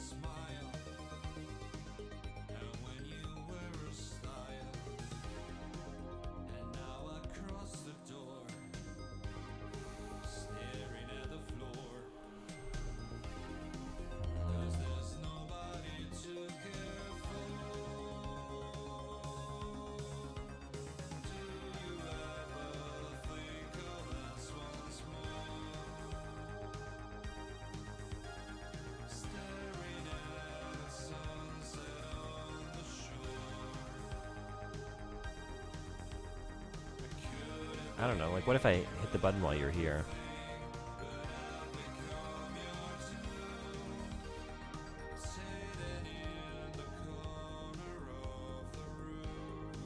Engineer robot looks around. Somebody call the repair service?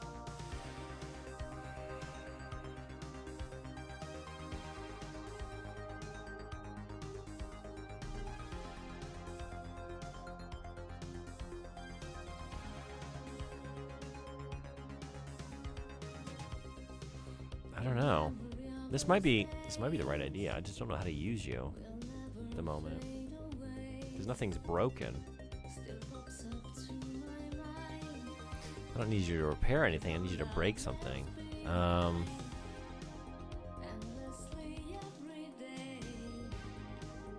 I don't know.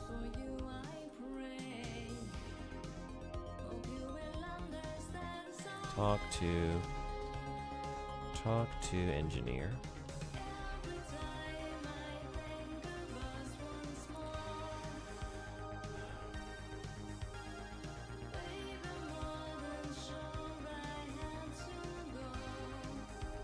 I'm just gonna keep, let's see, put satchel on panel. That worked.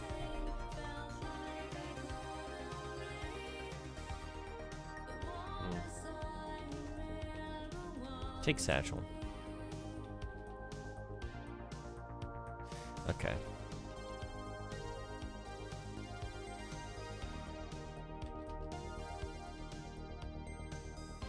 Put satchel on panel.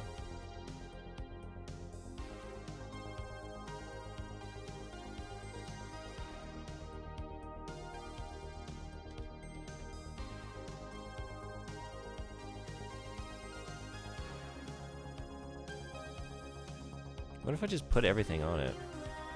Put guide on satchel.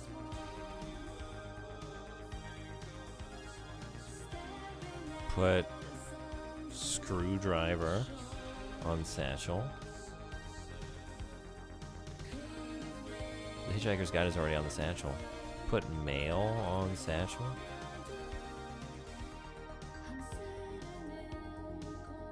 So you can only put one thing on there. Take guide.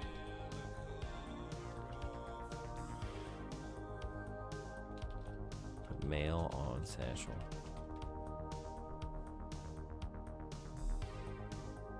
I would think that would be like less. The guide is larger than the mail. I don't have that much mail, right?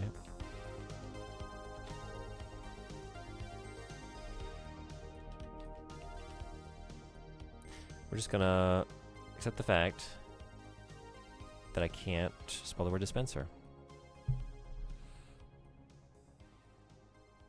The robot plows into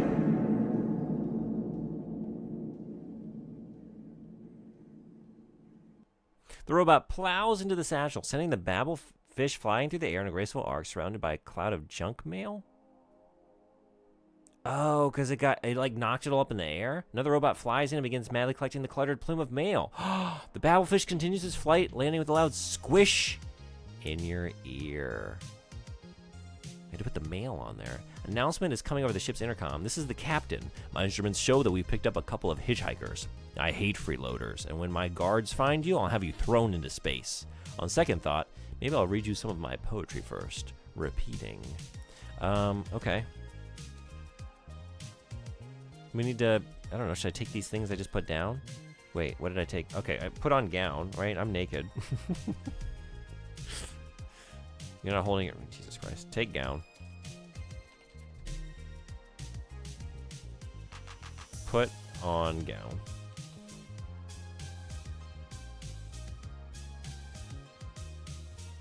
The guards burst in. I didn't get my towel. Do I need it? I didn't get my towel back. Hold on. Now we can do this fast, right? Naked. Okay.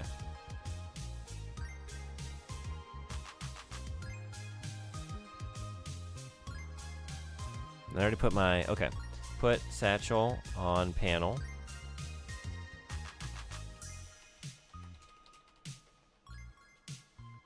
Put... What? Shit. Take satchel. Put satchel on panel. Put mail on satchel. Hit button. Jesus Christ. Press button. Dispenser. Okay, we got it. Take towel.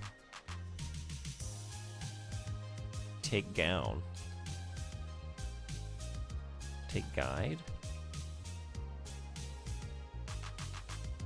Alright, I'm still naked, but at least I have my gown. I could put it on later, I guess. So I'm being strapped into the chair In the nude. Mm-hmm. Struggle. I don't know the word struggle. Stand up. You're strapped in, remember? Listen.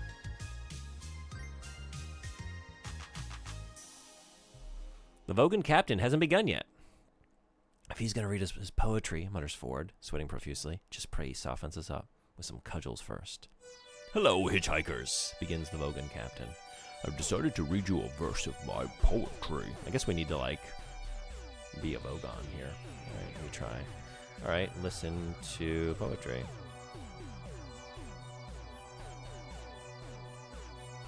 Oh, Reddled Gruntbugly, thy nocturations are to me as plurtled gabble blotchets on a lurgid bee.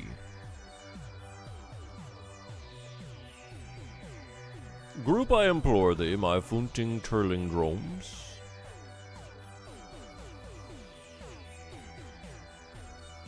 And hooptiously drangle me with the cranky bindle wordles, or I will rend thee in the gobberwarts with my blurgle cruncheon. See if I don't.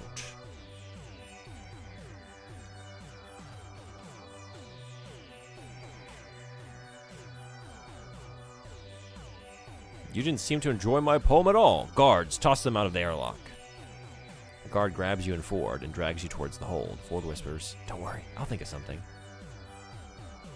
There's a squalid room filled with grubby mattresses, unwashed cups, and unidentifiable bits of smelly alien underwear. A door lies to port, and an airlock lies to starboard. There's a satchel here resting in front of a tiny robot panel. Wait, I'm back in here? So this is the airlock room? The corner is a glass case with a switch and a keyboard. It looks like the glass case contains an atomic vector plotter. The guard releases you and Ford and begins cycling the air in the airlock. Hey, guard, shouts Ford. Do you really enjoy this sort of thing? Shouting, stomping around, shooting people. Is it really a fulfilling career?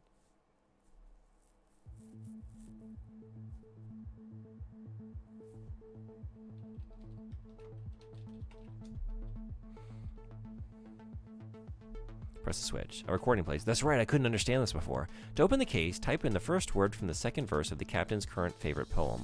Warning, an incorrect input will cause the case to explode. The first word from the second verse? First word from the second verse?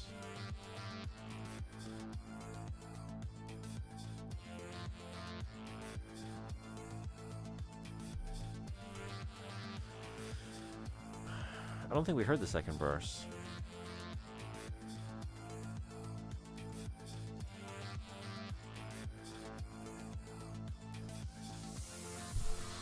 This is just the second line.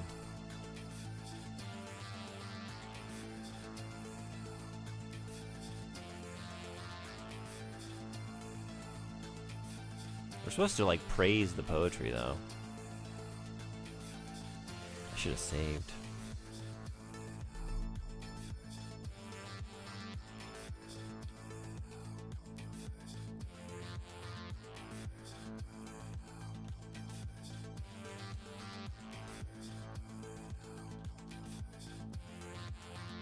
I think that's already there, right? I saved after doing this? Okay. Take satchel. Put satchel on panel. Put mail on satchel. Press dispenser.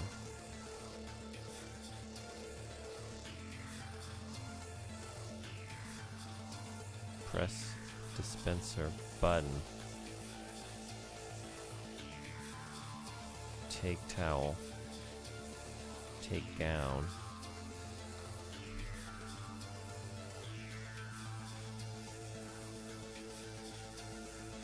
Put on gown. Okay, but I guess I had a chance to get those things when I came back, right? After the poetry. Alright, save here.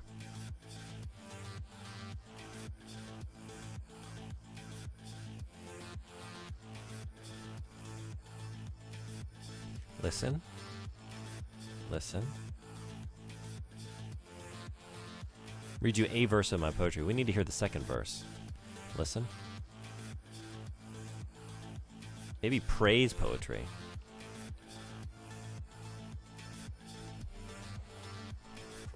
Compliment poetry.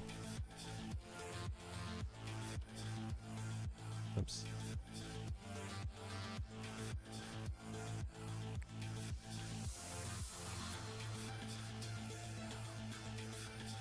Yeah, right. Review poetry. I'm just thinking, like, in the book, they go on about, like, the verse structure or whatever, and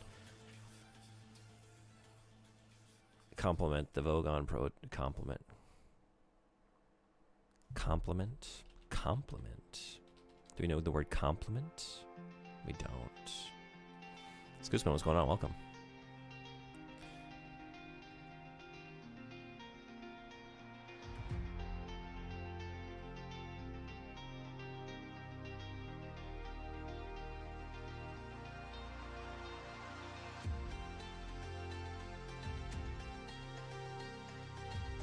Listen. Oops. Little gabble plot shits on allergic bee. Group, I implore thee, my founting twirling drums. And hoopiously strangle with crinkly bindle whirls.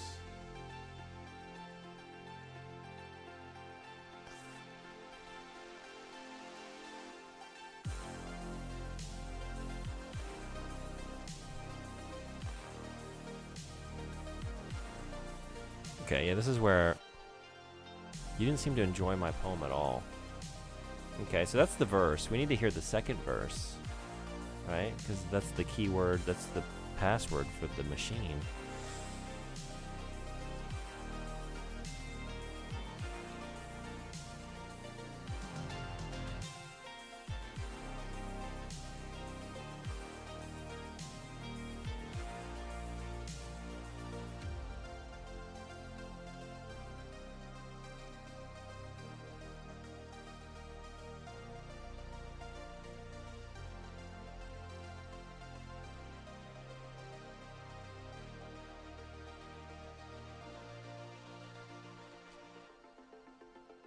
So you didn't know the word praise. Smile?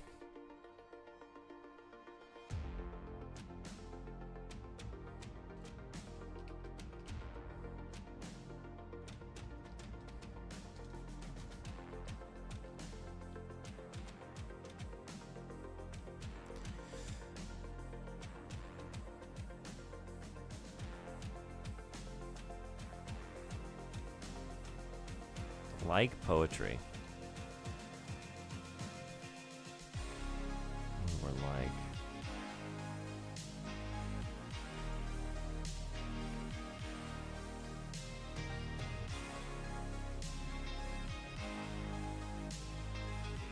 Seduce robot. These are Vogons, not robots. Hey, Sororoido-san. 聞いてくれてありがとう。難しそうゲームですね。こんにちは、こんにちは。そうですね、テクストアドベンチャー、1984年のインフォコムとドグラス・アダムズ作ったゲームですね。今日は最初、毎月ブッククラブやってますね。みんな一緒に小説を読んで、いつも月末の配信は一緒に相談して、今日の小説は Hitchhiker's Guide to the Galaxy でした。そして、同じ、学科ダグラス・アダムズの作ったゲームもプレイしようと思いました。84年古い。そう、だから、これしかないですね。こういう時代のアドベンチャー。言葉しかないですね。He said you enjoy poetry? You didn't enjoy my poetry. Enjoy poetry? You realize that, although the Vogon poetry is indeed astoundingly bad, worse things happen at sea, and in fact, at school, with an effort for which Hercules himself would have patted you on the back. You grit your teeth and enjoy the stuff. You look like you enjoy my poem. I think, yes, I'll read the next verse. Also, this is what we need. Okay, listen. What was it? The third word of the second verse? What was that? It's back a ways, right?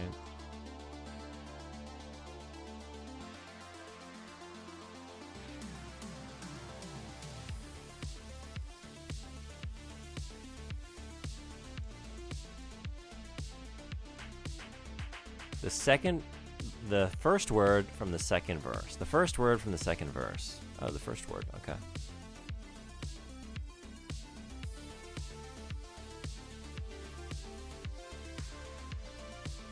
Gashi? Gashi morphocyte, thou expungius croupisk. Okay. Bleem miserable venshit. Bleem forever mistinguish, asunder trapped. Fripping licious wimbungst, whilst moon grovenly quormjibs. Garond with altitude form into formless bloit. Why not then? Moose. Alright. We're back. Press switch.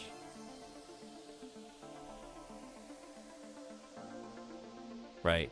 Type in the was it Gashi? Type Gashi on keyboard. Whoop. Type Gashi on keyboard. Use the word Gashi in a way I don't understand. The first word of the second verse, is that not it?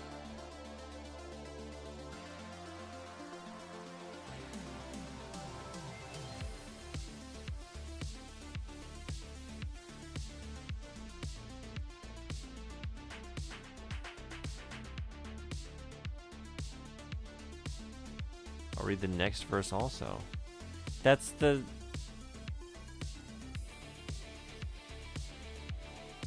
first word of the second verse, right?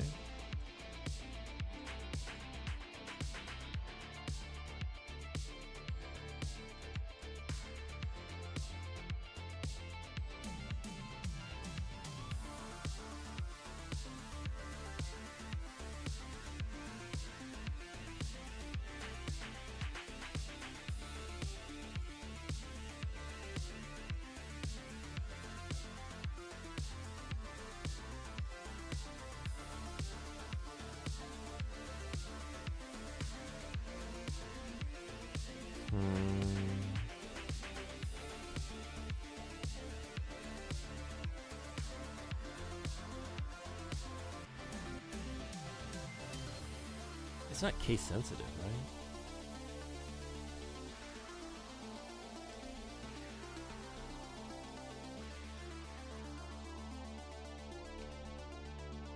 Type on keyboard. Enter. Oh. Type on keyboard.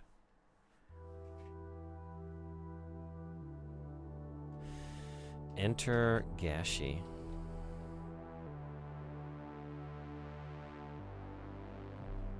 Is this not the right word? It says the first word of the second verse. That's the second verse. He said he would read the next verse, right? Or no? But he did, yeah.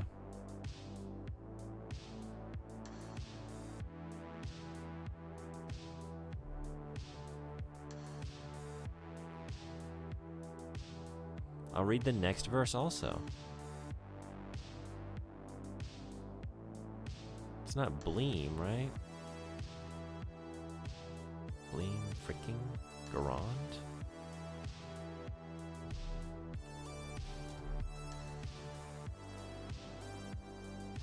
Whoops.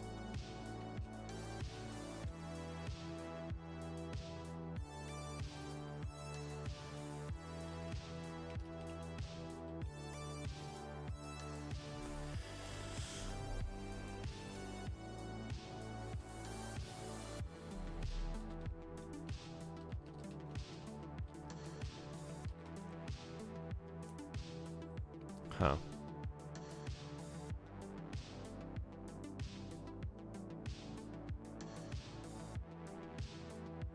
I don't know.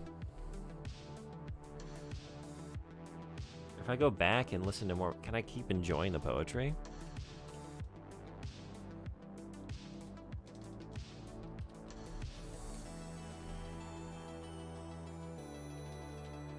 I need to enjoy, right? Maybe just keep enjoying.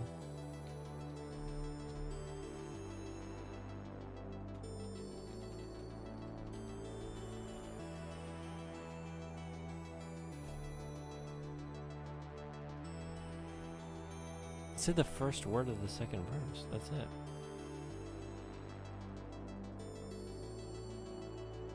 To open the case, type in the first word from the second verse of the captain's current favorite poem.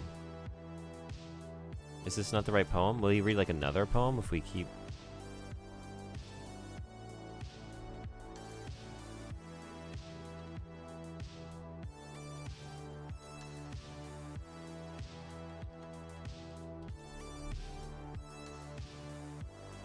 We still got thrown in. Alright. What is the Hitchhiker's Guide to the Hitchhiker's Guide say?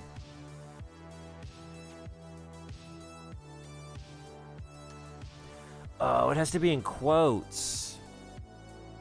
Shit. Okay. That's all. Whoops.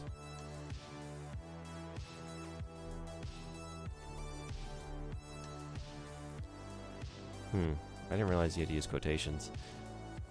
What was it again? I entered it so many times I should know. Gashi, right? Whoops.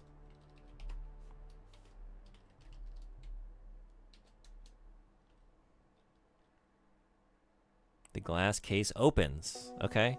Take plotter. Taken. Alright.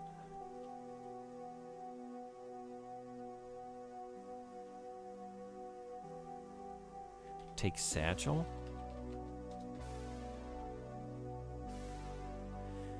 The guard says, well, all things considered, I guess I like being a guard, especially the shouting. Resistance is useless. He throws you and Ford into the airlock and closes the door. Okay. I don't know. Look at plotter. Actually, let's save. Airlock. Look at plotter. The atomic vector plotter has a small receptacle and a long dingly bit. It bears a small label which reads, another fine product of the Sirius Cybernetics Corporation. Ford points at the outer door. In about 2 minutes it will open and will be ejected into the vacuum of space. But don't panic, I'll think of something. Small receptacle? Look at receptacle. You see nothing special about the small receptacle.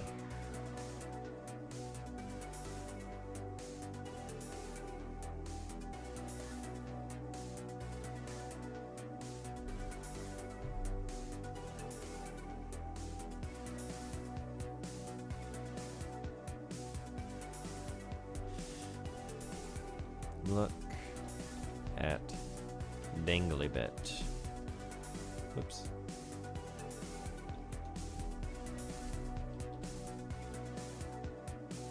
What?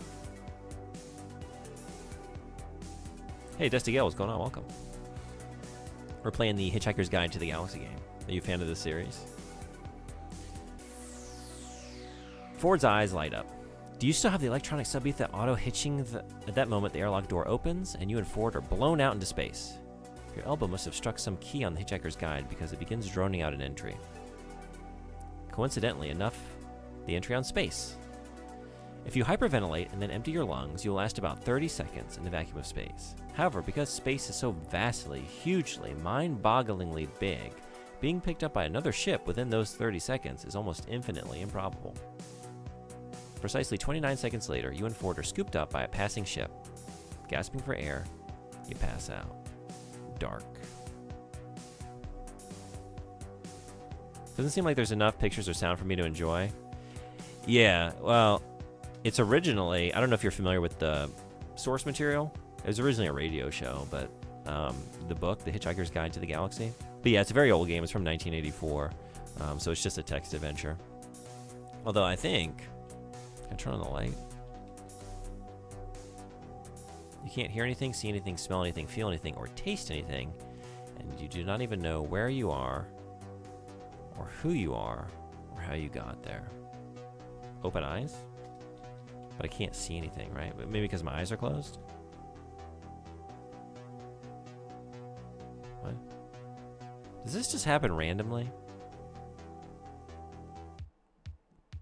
I guess I haven't gotten in on this current save file, huh?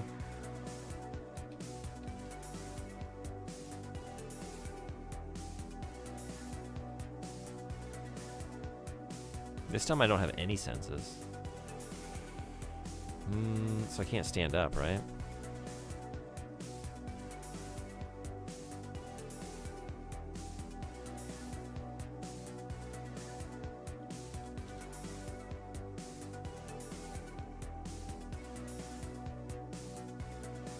I can't see, I can't feel, I can't taste, I can't smell. Oh wait. I can hear. Listen. You hear the deep and distant hum of a star drive coming from far above. There is an exit to port.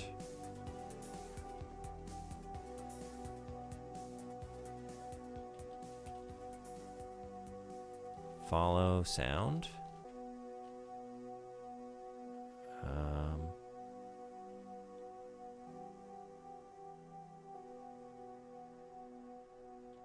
I can't go to exit, right?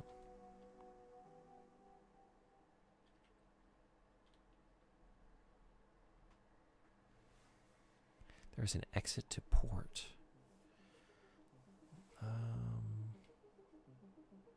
Go to hum. It's here. Speak.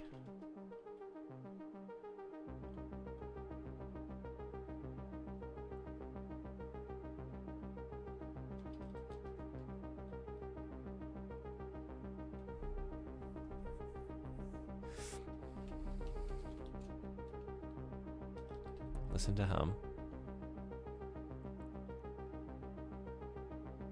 Comes from far above. I don't know.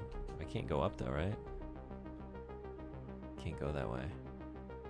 I can't stand up. Go. I can't go anywhere. I can't see anything.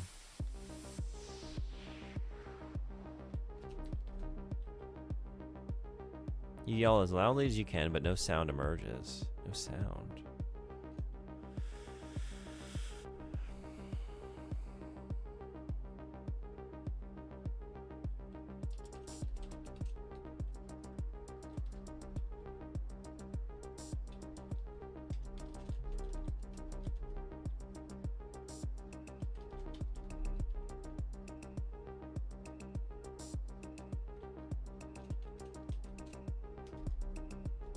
Go to star drive. It's here.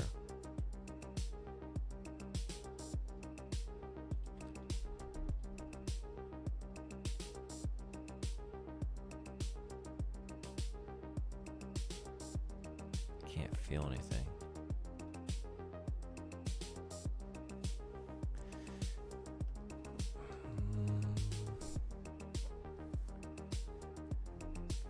What can I do with the sound? So the only thing I can perceive is the sound. Did you ever play Quieden Azuma Manor? No, I don't know if I know this game. Quieden Azuma Manor. Oh, wait. We were talking about this before, right? You recommended this. I did wishlist it. Sorry, I don't know that by name. Yeah, not yet. I think I let me see. I'm pretty sure I did. I'm usually good about... I have an insane wish list because whenever y'all just like mention a game and it looks cool, yeah, it's on there. But yeah, I haven't had a chance yet. Hopefully one of these days I can get to it. I'm too busy getting stumped by 1984 text adventure games.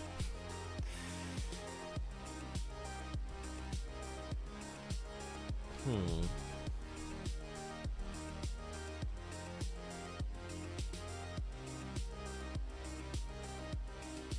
See, feel, taste, smell. But no hear. What else can you do with your ears? To like perceive. What should I be doing? And if I say anything aloud, where? I don't think that's gonna work.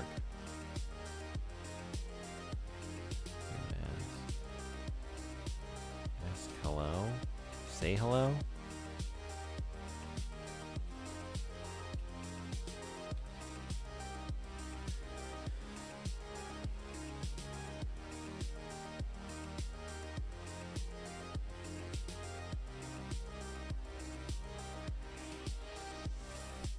There's an exit to port.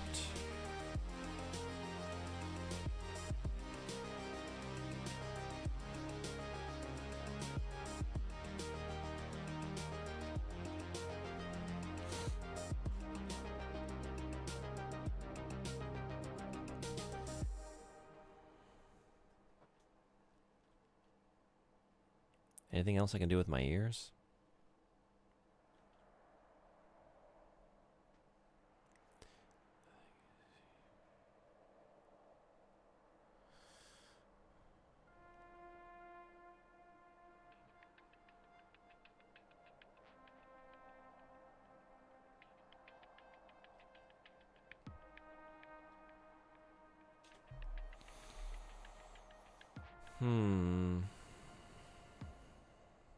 I can hear the deep and distant hum of a star drive coming from far above.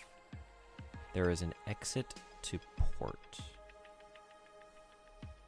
But I can't use any of my other senses.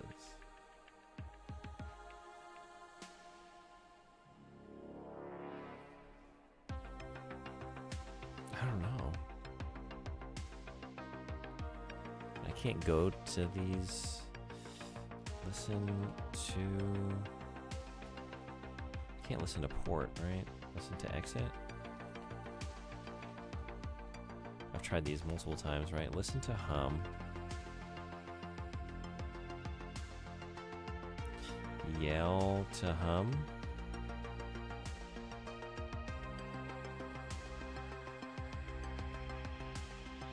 Follow hum.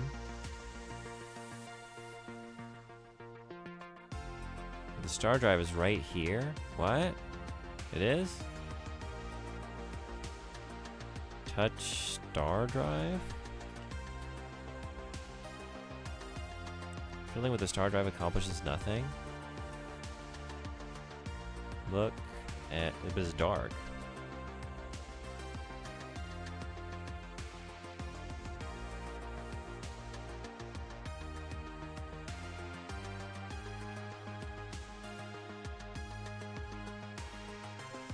Press star drive. Hit star drive.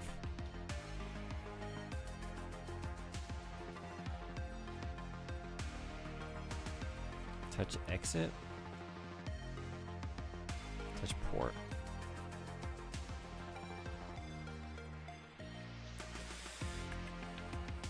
Listen to star drive. It comes from far above, but it's here. Can't stand up though.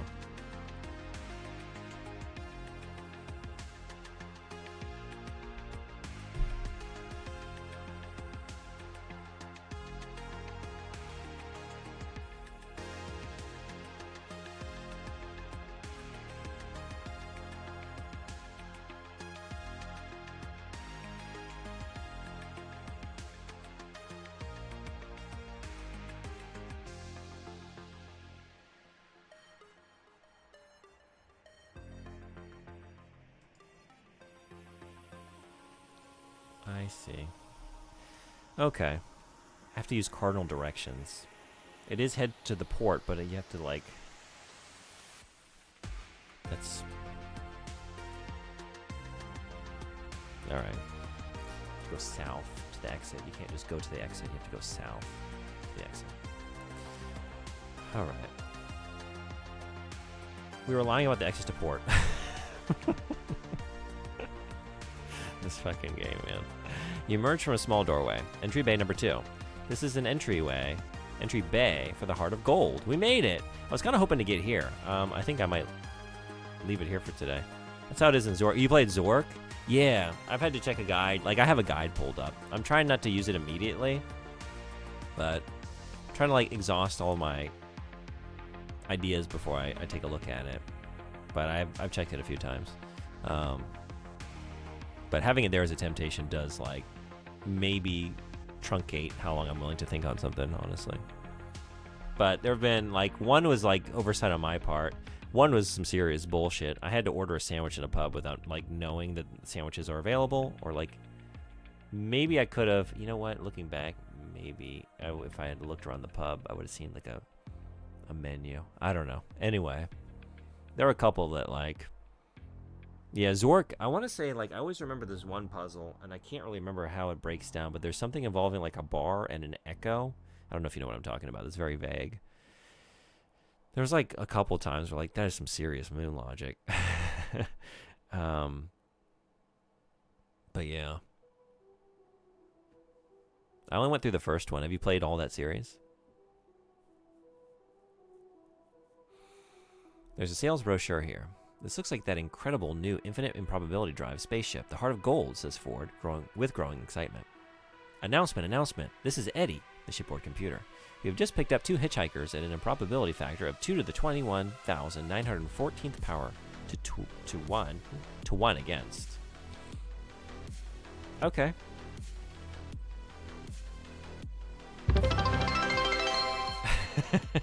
Saucy, thank you for being first. Heart of Gold. I probably should not write that in a weird way. Heart of Gold. I think it said it's going to save my...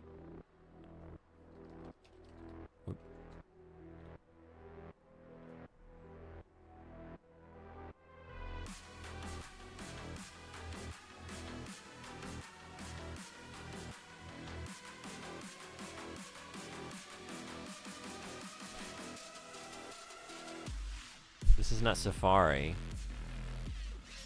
If it were, there's a danger of...